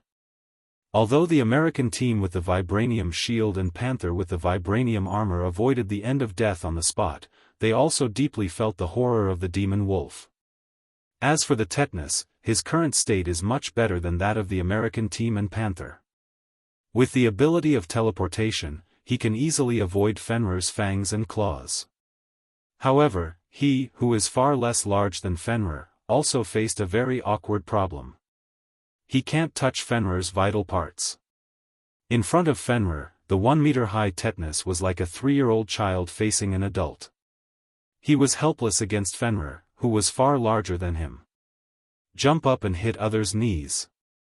Tetanus was now facing such a hilarious situation, which was akin to an internet joke. Rogue did not pay too much attention to the battle on Fenrir's side. Instead, he focused on the battle between Medusa and Daisy. Although it was somewhat inappropriate, Medusa, who controlled the wine-red hair to fight, had a seductive charm unique to mature women. Against the backdrop of her dancing wine-red hair, Medusa was like a banshee in the legends, dancing a dance that was pleasing to the eye yet deadly and dangerous. Compared with Medusa, who seemed to be completely mature, Daisy, who was only in her 20s, appeared to be a lot more immature. This immaturity was not only shown in the feminine charm she exuded, but also in the aspect of combat experience.